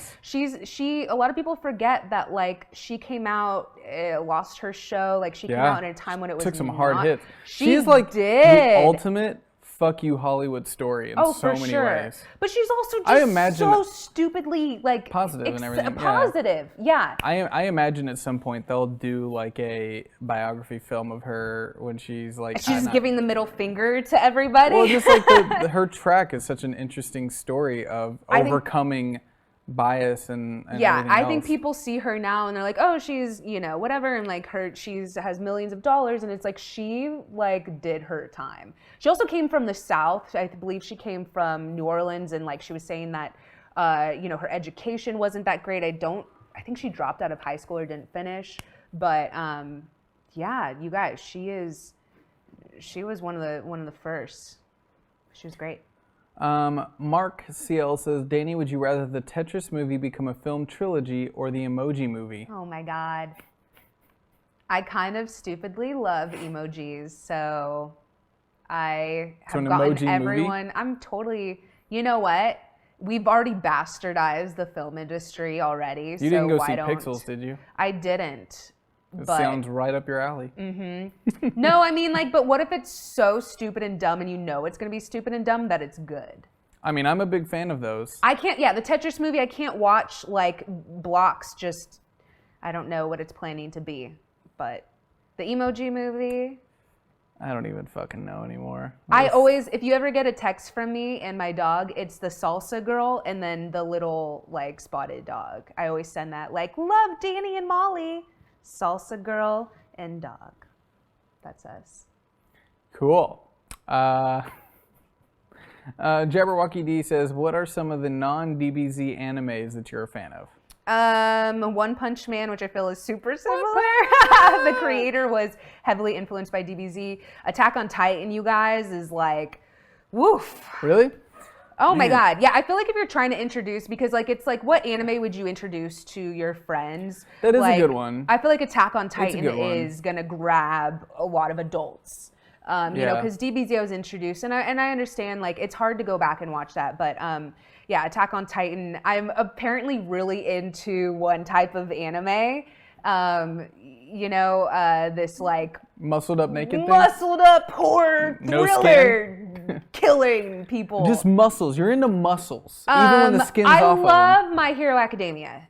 All Might is voiced by, or at least in the dub, is voiced by Chris Sabat, who does Vegeta, Piccolo, and them. So I also love that.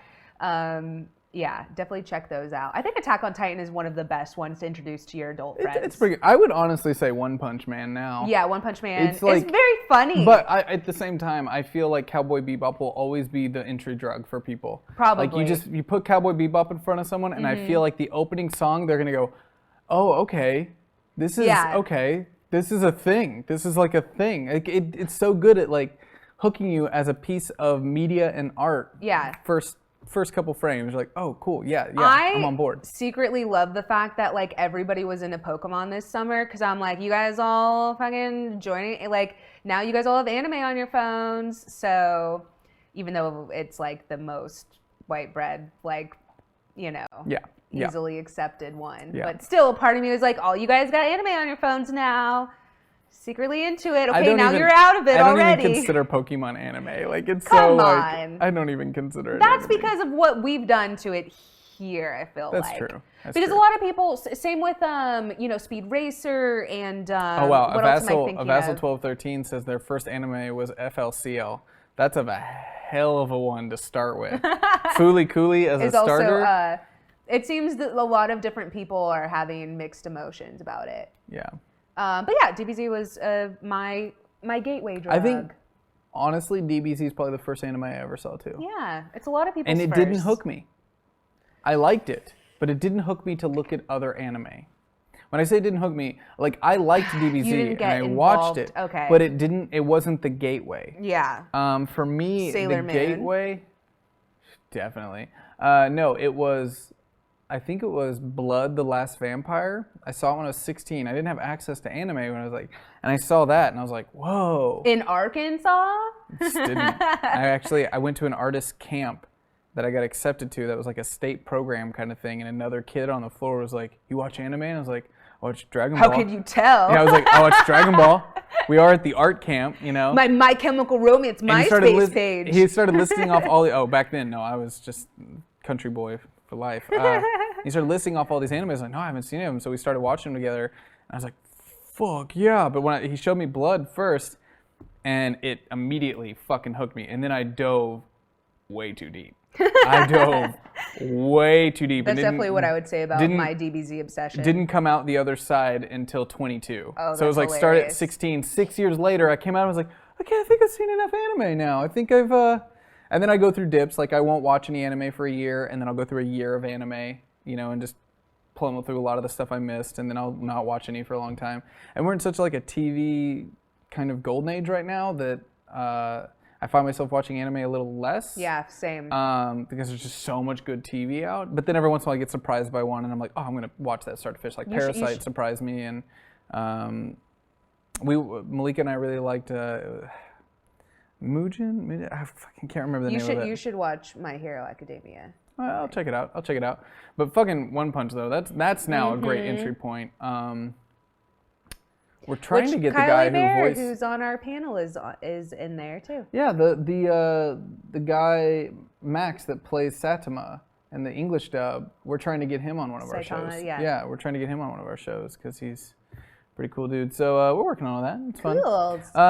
Emily wanted to know, how did DBZ hook you, which we covered. The muscles. Was there a specific character or character? Oh, so this was posted earlier before the show. We already tapped into that right when we started. Oh, a lot of Dragon Ball questions on here. Oh man. What arc from any Dragon Ball series is your favorite and why? You mean like character arc or like saga? Like Vegeta's character? I mean, or like what arc of Dragon Ball Z, or was there like a specific like villain arc, or like this set of episodes, or like was it the Frieza introduction of Vegeta that was like your favorite arc? That's what I was saying, like which saga or what character arc. That's a good question. I feel like my brain is frying out right now. What do I normally tell people? Oh God, default answers. Come to me. I don't know. You should watch Krillin because we've probably covered it a billion times. Future Trunks when he first shows up. Oh God, they teased that so much on Toonami. They teased that like just him slashing through. You guys remember the promo ads? Oh man, the Android Saga was like, oh God for me. I mean, it was just, woof. I loved it so much. And it was also because Vegeta and Bulma were now a thing. Okay, cool. But Future Trunks was just, God, he's like one of the coolest characters. I mean, just so casually cool. Him in his fucking jean jacket. I love that this conversation has now lit the chat room up with their stories of anime that hooked them and everything. And I went through this phase too where I dove deep into the 80s and 90s, like mid 80s to early 90s anime, like Fist of the North Star and stuff like that. I went in there and came out going like, whoa, this shit, like I've been missing this stuff. Then I watched Wicked City and I was like, maybe I went too far. That vagina had teeth, and I don't know how I feel about that. That's so funny. Okay, I'm out. I'm gonna back up a little bit. Oh, but Ninja Scroll. Wait. Oh, there's some weird shit in this too. That's so funny. Yeah, there's some weird scenes in there. Oh man, I got a lot of DBZ questions. Well, you know, they didn't know much more about you. About me? Now they Okay. do. So That's totally cool. what is your favorite pair to fusion in DBZ? I mean, I still love Trunks and Goten, even though I have Goku and Vegeta tattooed on me, but I just love those stupid. They're so cute. Yeah, I think they're adorable, and I love them. I love doing the fusion dance too with my friends. A lot of these questions are, what's your opinion of DBZA, Dragon Ball Z Abridged? I love it. I think that's also like a lot of people, when I was like when I was talking about how to introduce like your adult friends, not that you would have kid friends, that's weird, but how would you introduce, because a lot of people are like, oh, you got to start from the beginning. I'm like, you don't understand. These are people that have day jobs, that don't like have time to always watch this, but also they don't have the nostalgia dipped in like we do. When you go back and watch some of these series, it's like, oh, I still love it, but showing it to my 36-year-old boyfriend is not... Showing people even the original Dragon Ball is kind of like, okay. It's a little monkey kid in a cloud. I know, but it's pretty good. Right. Wait, hang on. It gets better. There's a joke. Is that old dude looking at naked magazines? Right. No, it's fine. He's harmless. It's no big deal. Abridged, I feel like, is a good way. Is one of the always a good answer when you're trying to introduce people, and it's just fun. Kai, I feel like, is another great way because they've cut out a lot of filler, which I love filler. See, I would just show people Dragon Ball GT and let them like. Oh right. That for your friends that you don't actually enjoy, that you don't actually like. Yeah, truth be told, I liked it. I actually, my college roommate and I, we watched the entire series and we're like, yeah, it was pretty good. Oh, God. I also enjoyed Dragon Ball Evolution, guys. You know, like hot takes here, hot takes. I didn't mind it. You know, I would say that I loved it because it was a continuation of my character, and anytime I get to see my favorite character. But it wasn't because they chopped off his hair and gave him a mustache, and they gave him fingerless gloves. Like, I just can't do it. It's a sore I just love the concept of having a grandpa who's younger than his I do love that, of course. And then, you know, they were trying to go back to Dragon Ball, having Goku be young. It was fun to me. I just liked that. I liked Trunks was in khaki shorts. Oh, now we're judging Dragon Ball based on style preferences? Trunks was in khaki shorts. Do we really want to break down Dragon Ball based on... Vegeta was in latex spandex, That was basically. amazing. That was fucking amazing. I can't... He had, like... He was, like, the fingerless... I can't. Oh, I loved it. It was so... Oh, it was so good, bad. Yeah. When the chest hair and the thing and... Woof. So fucking hilarious. No. No. Now going to watch GT. If you had to remove one music genre from human history, which one would it be? Ooh. Ask Marcio. Oh God, I'm gonna get in trouble for this. Probably country, which I enjoyed for a while. Get rid of it. Well, I enjoyed for a while when I was in Texas, and it was like, hell yeah, you know, Kenny Chesney, fucking summertime, whatever. And that's and basically the lyrics of the song. Kenny Chesney, summertime. There's one, oh my God, there's a song that I run to. No, listen, because it has a great tempo, or like I like running to it, and it's literally called Truck Yeah. And it's from fucking, I think it's Tim McGraw. And it's just like, Truck, yeah. And I love listening. It's like the most country song ever. But Vegeta and latex. Vegeta and latex though. Vegeta and latex though, I can't have none of that, but Truck, yeah. Mark makes fun of it because it's like football Friday, something Saturday, Sunday, hallelujah. Like it's the most country song. It's like, if a parody, it literally is like if a sketch show were trying to write a country song. Truck, yeah. I love it. I love Shania Twain too. I love how it's all just so, I mean, it cracks me up. Like, I know a lot of people and I've met a lot of people in the music industry who write country music, and it's fucking hilarious how even they take it. Like, so many of them are just like, they're also the same people that make hip hop and rock music. And even I would say now radio rock is in the same boat as country now. Like so much of it has become like there's literally a template and you just fucking use the template. Don't go off track or you're gonna have problems. Stay on template and just pump that shit out. These guys just like Mark C11 said, "Can I take back a question?" I love how many like Truck, yeah, gonna people- get it jacked up, yeah, till the sun comes up, yeah. Yeah, and I bet that same With a guy little probably bit of wrote luck, I could half of find me Britney a girl Spears' with a album truck. too. Yeah. That's what's hilarious. Like I pop love music and that country. song. It's all written by the same fucking people. There's the same producers. If you find yourself in the South and you're trying to fit in, put on Truck, yeah. Don't.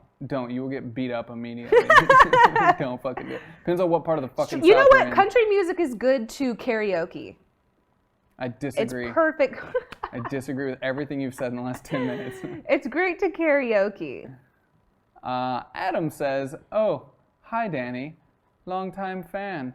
What character from comics, film, or TV has been a big inspiration in your life?" Yeah, I guess I have to go back to Wonder Woman.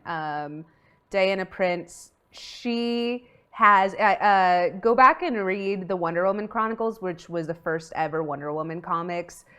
So great, because you read it knowing that it was written in the 1940s when she's saying stuff that's not really kind of okay for a woman to say. Granted, it was written by a And man. then the 50s came around and the comics code kicks in. And They they're like, might "Oh, have been a little bit. But she has this epic line that I took a picture of in my comics, and it's Steve Trevor. He's like, "Wonder Woman, my angel."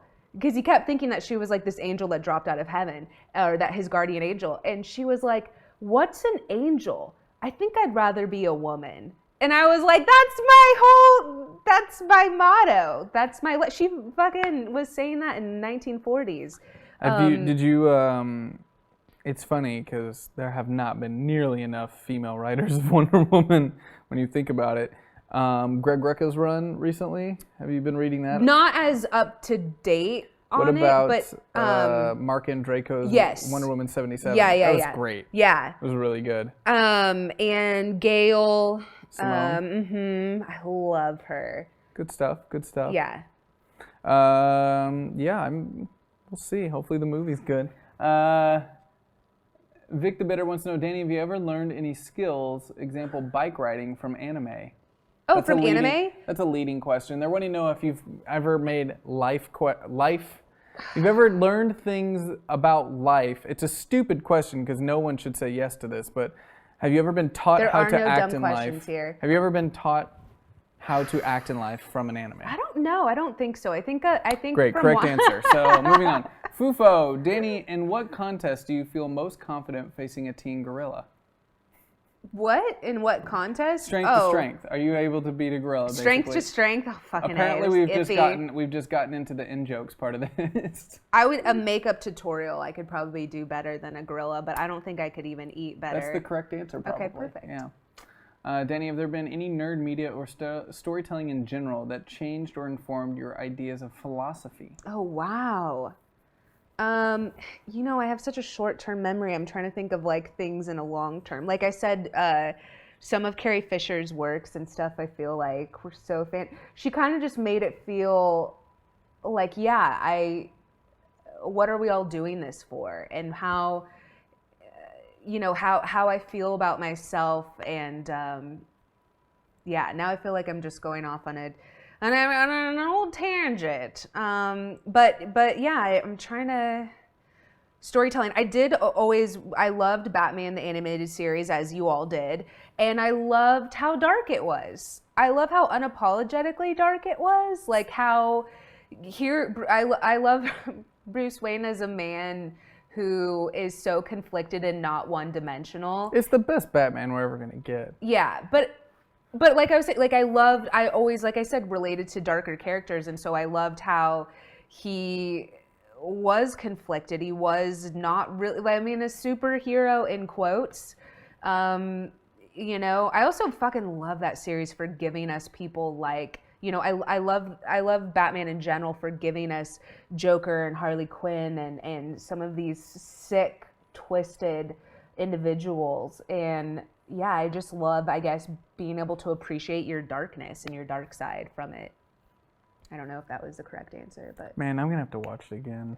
you know, you can like freeze frame any part of that show. It's beautiful. And it's beautiful. So and good. fucking put it on your. I'm Have you using ever the have F you ever word read a the lot, but Have you ever read the Bible for the show before the show was made? It's amazing because it shows you just how well they knew what they were fucking doing. They'd so really beautiful. like dialed it in and knew this is exactly how we're gonna do this, how it's gonna be different, how it's gonna be unique, how it's gonna be this kind of story. They had it totally on point before they started. I feel like they were like, how can we make it look like we're trying to get an Academy Award, but also we don't qualify for an Academy Award? Yeah. The other thing I How will do say, we my other do something obsession. that's completely unnecessary for the medium at which we're doing it in? Yeah. Which is great. But I also, another thing that I'm a geek over is Twilight Zone. I actually dressed up as Rod Serling for Kamikaze. I also love And Twilight Zone. Twilight Zone is like something that still holds up for me. I could talk about that for 2 hours. Have you gone the Black Mirror route yet? Oh, for sure. Yeah. Love Black Mirror. It's Love it. It's scary how well they know us and how predictable we are, like human nature in general. Definitely watch all of Black Mirror if you haven't seen it. I always love asking people their favorite episode because I think when you say the first one, like it says something about you, which is a lot of people's favorite is the first, very first one? The first episode is a lot of people's favorite Do you episode. think they're just saying that because they haven't watched all 3 seasons? Maybe that's a thing. I love the first one. The first one was really The first good. one, you love was that really one. good. I'm sure there's people in the chat who that's their favorite one. Mine is the contacts that record I was gonna say the same because one. it's so true It's and fucking real. That's gonna relationships happen. in that one. Yeah. I wonder whatever happened. You know, Robert Downey Jr. bought the rights to that episode to make a film. It's He yeah. bought the rights. Well, and have then you it's like, what's seen gonna- have you seen the preview for the new Tom Hanks, the like circle whatever thing? Because that's a lot like it. Oh, maybe That's a I don't lot know. like I don't know whatever happened to that, that but episode. I loved that fucking episode, and it was scary because yeah, it's like you think back to every bad relationship you've had, and you're like, whoa, this is cutting well, also deep. just how Too deep. people can like use that then and show Well, yeah, it's like your you have the this private moments technology, of your life. and that's how you would use it. And what I Right. like about Black Mirror is it's usually doing that kind of thing of like, oh, we're gonna get this, we're gonna get there, we're gonna get these technologies. And instead of approaching sci-fi in the sense of like, no, we have it. Look at all these amazing things we're doing. Right, It's like, nah, positive. this is how you're gonna use it. Yeah. This is what you're gonna do when you get this. Right. This is how you'll actually incorporate with this technology. And it's so fucking true. If you It's think so back to the true of stuff we have human now, nature. Yeah. people in the 60s would have been like, you've got what? A mini computer in your hands that can do fucking anything, communicating through Right. satellites, and you use it to send but dick also pics? gets like, unicorn. yeah, Great like, connection. What? And it's like, no, you would. Don't you fucking lie, 60s America. Especially you 60s. You act like you wouldn't, but you would. Um, And that's... Twilight. I will so say good. the Twilight. I can't ever like pinpoint. I remember Cameron's show I did. We had to like pinpoint, or I had to narrow down like my 4 favorite episodes. I will say Monsters Are Due on Maple Street. If you haven't watched it recently, go and watch it. It's so relevant to today. It's so relevant to like pointing fingers and accusing people and fear, our fear-based and mob mentality, all the way back then. You know, and yeah, it's great. Definitely check out Black Mirror and Twilight Zone again. Both really great. I love watching old Twilight Zone. It's So I went creepy. through a stage. I go with all these stages. I have to watch TV to fall asleep. Malika hates it, but I have to find some way to turn my brain off, and it usually takes something else to focus on. Yeah. Because I'm never going to focus as hard on something I'm watching as much as I am just my brain when I'm not doing anything. So she can't stand it, but it's the only way I can fucking fall asleep. So I'll go through these stages where I'll just pick a show and just till I'm done with it every night. I'm gonna watch it. And when I went through the Twilight Zone one, man, my dreams got so crazy. I It's bet. one of those shows like when you're awake, it doesn't really Yeah. fuck with you, but the concepts stick is with creepy, you. yeah. The concepts definitely stick with you, and they fucking mess with your head, just like Black Mirror. Next question, because we only got a couple left. What was your favorite place to go in Southeast Texas? Wait, did I say I was in? Oh, are you talking about Austin? Well, Marv just says, I what can't was your do, favorite place to go? I don't. South, east. Is it east? Or like where was my favorite place in Texas? I don't Sure. know. Where did you like to go? What was your favorite place to go? When I was in Austin, I feel like the whole town is around eating. That's Texas. We love eating, and I love that part of it. So I felt like 6th Street was where I partied, where everyone parties in college. What else? Eating. There's a pizza place called Home Slice, and I think I saw it appear in like a TV show recently. Going there. Chewy's, you guys. I think we might have Chewy's here. Not the same. Tex-Mex is a bastardization of my people's food, but I still love it so much. It's so delicious. So yeah, those are the food. The food I would go and eat. I mean, that's what we would do. We would literally, there's a place called Cain and Abel's in Austin, and we would go. There's one on the lake, and we would just get shit-faced before, like on game days. Big tailgating town. Wilder1251 says, Dani, how many weird things have you taken out of an anime that the writers probably never thought of? Oh, God. I feel like a part of them, okay, if we're talking about Akira Toriyama, I feel like, who created Dragon Ball Z, he's got a little weird side. So he's got a little perv side. He has Master Roshi. I like to say that I feel like he's a combination, because he loves humor. He's a very comedic man. And I feel like he's a combination of like Master Roshi and King Kai. I feel like King Kai is Akira Toriyama. Like he drew himself he made himself in that character. But I suppose some of the fan fiction I wrote about Bulma and Vegeta when I was like 12 might have not been what they had intended for people to be talking about, the romantic relationships of these. I might have taken that on a spin. Took a little too deep, inappropriate spin. Sajanosin says, Yo, Dani, you're so fun to chat with. I want to be one of your friends. Yay! I always need new friends.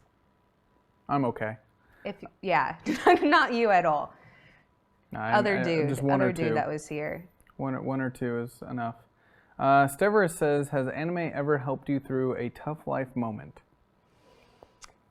Yeah, this might be kind of dark or it's honesty hour, but I got Vegeta and Goku tattooed right here, kind of because it's like a constant reminder, but also like, like I said, I have a suicide attempt that happened after my divorce, and it's kind of like I can just look down and see them, and it's like, no, like be strong. And it seems so like stupid that these fictional characters are such a huge part of my life, but they are like, they're people that have been with me since I was 10. I think they're characters. Symbolic representations go so much deeper than literal ones. Yeah. That makes perfect sense to me. I feel like they would be so disappointed in me if I hurt myself. Like, I feel like if I look at them and they're like, what are you doing? Especially Vegeta, like, you idiot, like, I feel like they would be... Yeah, you would be an imbecile to him, and Goku would expect you to train harder and do better. Yeah. So I feel like just getting to look down at them there is, it's something that I'll keep with me. Yeah. White Rabbit, of course, misquoting you. I always need new friends. The beast demands fresh meat. Thanks, White Rabbit. I love that. So it is 12. Mm-hmm. It's been a couple hours. So thank you, Dani, for joining. Thanks for having me. Hopefully you guys in the audience got a chance to get to know Dani a little bit better. Like I said, every Saturday at 5:30 p.m. 5:30 p.m. after Adult Swim after Dragon Ball Super airs. We have voice actors, we have comedians, we have gamers and stuff on. It's Iffy and I, we host Krillin' It Super. Wow, I'm getting everything wrong.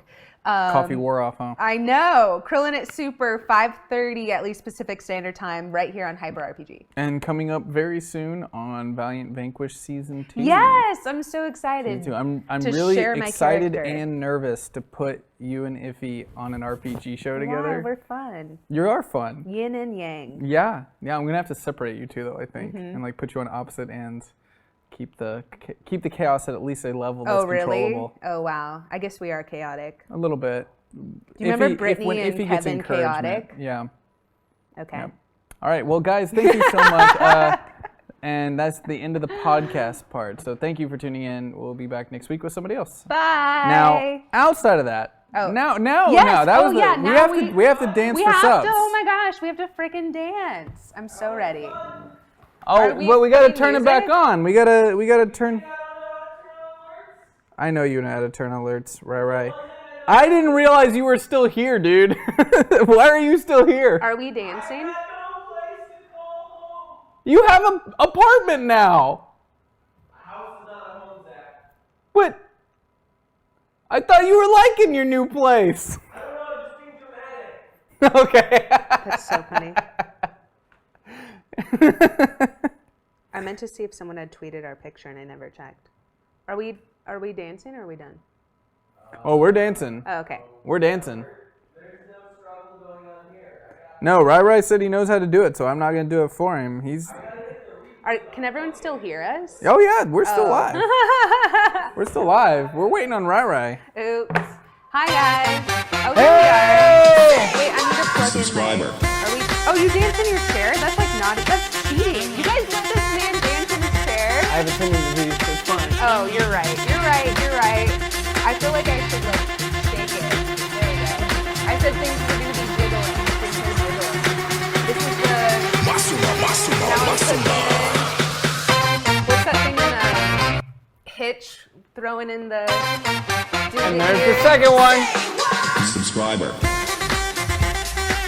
Thank you for subscribing and supporting Hyper RPG. Really appreciate it.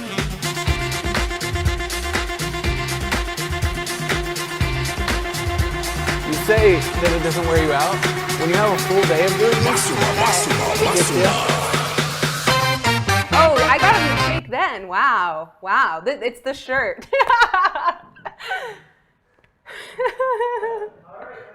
Thank you guys. Only 2? We can do better than that. We can do better than that, chat room. Look at this. 17 cents a day to subscribe to this channel. That's it. Over 70 hours of content a week. Every time I say it out loud. There it is! Silverleaf 91! Subscriber.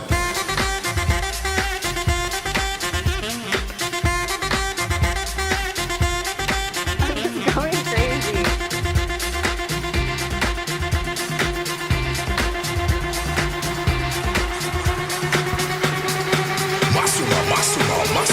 I feel like people are now going to be like, oh, can you stop dancing? Not until I pass out. That's usually when they're okay with it. Right. Who are we raiding tonight? That's a good question. Who are we raiding tonight?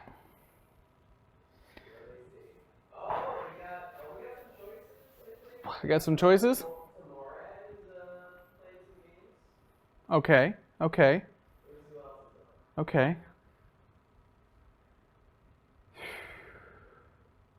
I don't know what I'm doing. Porter plays. It wasn't really a twin. It's interesting. The sub thing is really hard to track now because Twitch Prime will take away a sub, and then when you log back in, and it comes back. So it's freaking scary. It's really hard to track subs now.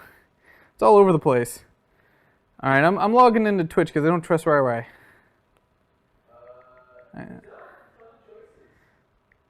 Not too many people online tonight.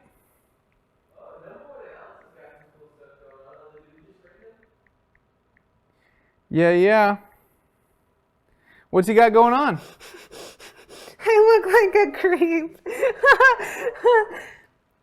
Oh, yeah? Sean Oksana tweeted a picture of me looking uber creep. Let's see, we've got... Damn, number 1 Alex is killing it on For Honor, actually.